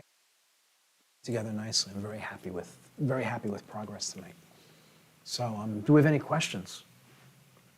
We don't. I asked a little bit earlier, and Okay. everyone's been saying, thank you, Kevin. Okay. And so, yeah. Good. So next week, face and hands. Oh, there is one question. Yes. Will you do the head upside down? Why would I do the head upside down? I don't know. No, no. I'm assuming the question is coming because a lot of the time people will invert a painting so that they're not seeing it as the object, but when you turn it upside down, it breaks the context that you're normally accustomed to seeing the thing in, and so it becomes easier to see it as just shapes. But no, I don't do that. It is not necessary. Sometimes if I'm dealing in something very complex, like in clothing, ornate clothing, I might do that because it's easier to see it as an abstract rather than as the particular thing of the fabric. But for the most part, I don't do, it's very rare that I'll do something like that. I've been doing this a long time. It's not necessary. And I would say that as long as you're thinking values, colors, and edges, you should never really need to do that. Again, when you try to abstract, like I'm not going to abstract the face to paint it. In here, I might have abstracted something in order to get the initial block in. But again, that's only in the most complex situations is that really necessary. So if you're rendering the way that I'm doing this, it shouldn't be necessary at all. It actually might get in the way of doing the work. So, anything else? That is it. Okay. Well, again, thank you everybody for making it out. We really appreciate it. We're going to try to push this over the finish line next week. Again, I think that we'll come close, and hopefully people will be willing to stay around. I won't let it go more than 4 hours. If I don't think it can be done within 4, I will just break at the 3-hour mark. But if I'm sure that it can be done within 1 extra hour, I think we'll stay the extra hour and polish the painting off so it's done. So thank you again for coming out, and we'll see you next week. Thank you, everyone.